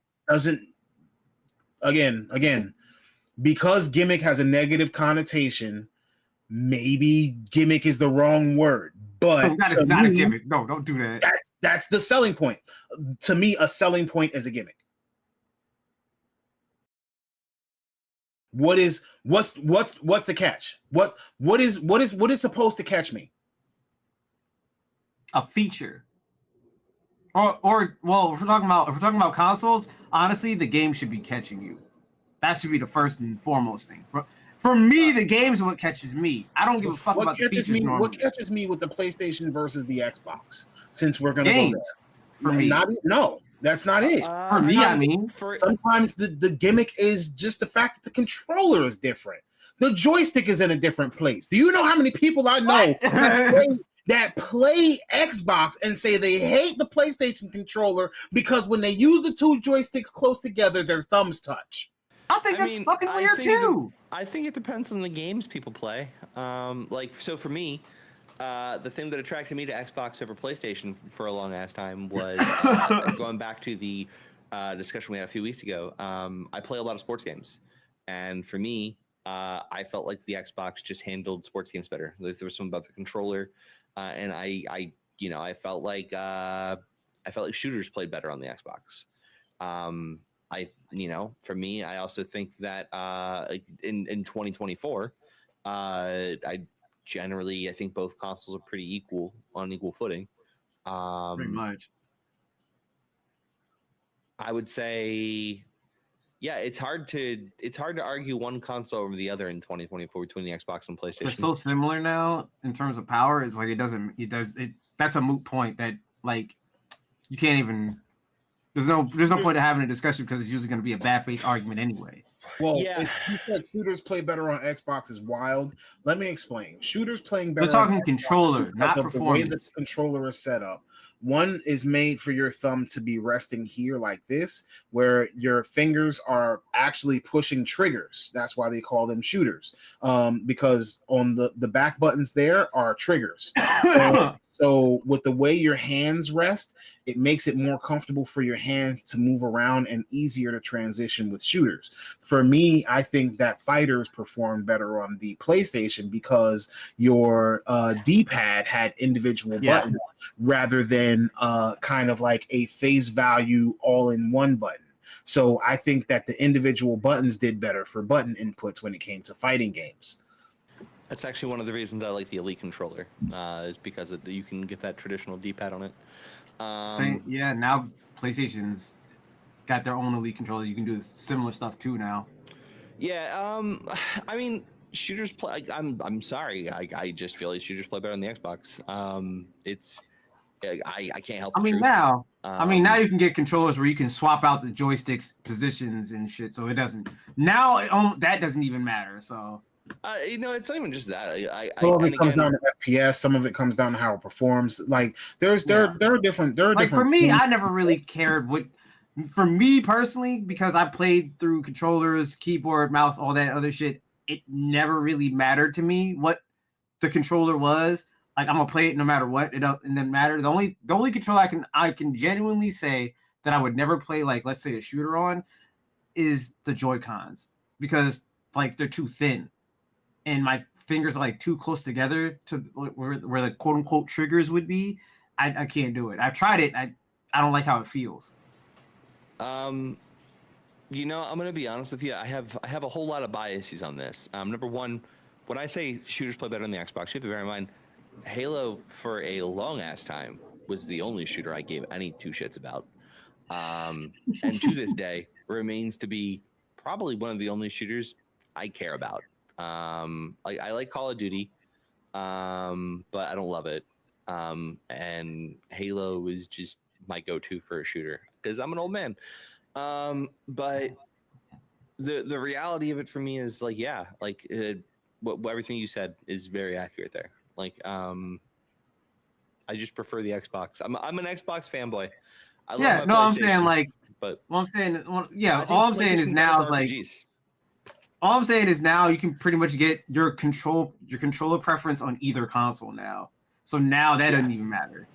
Yeah, like and again, like this is all in my head at this point, right? Hey, all right, you know what? Real quick, Wasn't me. Wasn't me. Hey, listen, Loon. Hey, Loon.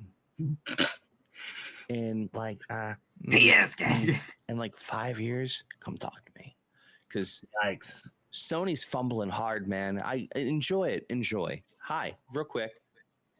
Biases. I work for a Microsoft acquired company, Blizzard Entertainment. So I am biased as shit here. However, Sony's fucking up. Yeah, so we did a lot of off topic today. I would say I'm a PlayStation fan, and I have constantly. I love the Me and you have PlayStation. constantly been shitting on PlayStation, Tone. Me and you have done this for like the past, I would say, couple Listen. months to a year. Me and you have shit on PlayStation a lot, Tone. Let's be real. So, like I said, we have done a lot of off topic today. This is something that we can actually save for a future conversation because we are already 18 minutes. All right, fine. So Is the topic gonna be how Sony's fucking up? Look. We don't know. We're gonna figure this out. But either way, I think that what we're going to start doing is we're going to actually start trying to reach out to our audience and maybe bringing people on that can actually devote 2 hours to kind of be with us while we kind of work things out. I think I would like to keep it interactive like that. If you have a camera and you're able to jump in, we'll plan it ahead of time. Reach out to me on Instagram, Facebook, wherever you see me at. King.Anarchy or the King of Anarchy, one or the other. Reach out to me. Let me know that you would be interested in kind of being a part of our panel and having these conversations with us. I'll definitely have you provided with all of the information so that you can log in and kind of share this time with us. As Loon says, you can stay with us for the entire episode or you can stay for a topic. What I would personally prefer, you stay for the whole thing. You can't just jump in here, shit all over the board and then get out. No. But in the meantime, I want to say thank you all for tuning in. I want to say thank you to you guys. Without you, Time, without you, Hustle, I don't know that the show would actually be able to run as it does, because could I do this by myself? No. I can't have these conversations by myself because all I'm going to do is troll the audience all night. Listen, the person I have to shout out here is Loon. That man is a saint. Yeah. Yeah, that ass. Yo, thanks for keeping us together, Loon. Yeah, we trying to get him some help. I try to help him as much as I can. And mind you, I had a really good topic. More. If you want to I had a really good topic tonight, but maybe we can talk about that maybe we can talk about that next week. Something like, as a streamer, does streaming as a race that is not your own get you more viewers? Anyway, so wait, we're dipping off for next week for that? Yo, listen, I can confirm. Okay.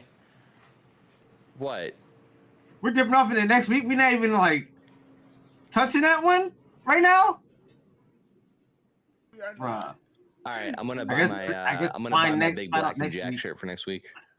We're not touching that this week. We are gonna touch that next week. We're gonna save something real good for y'all. That's gonna be next week's topic. The streaming as another race get you more money and more. I do it views. every week. What? What? Anyway, thank you all for joining us tonight. I hope that you have a wonderful week.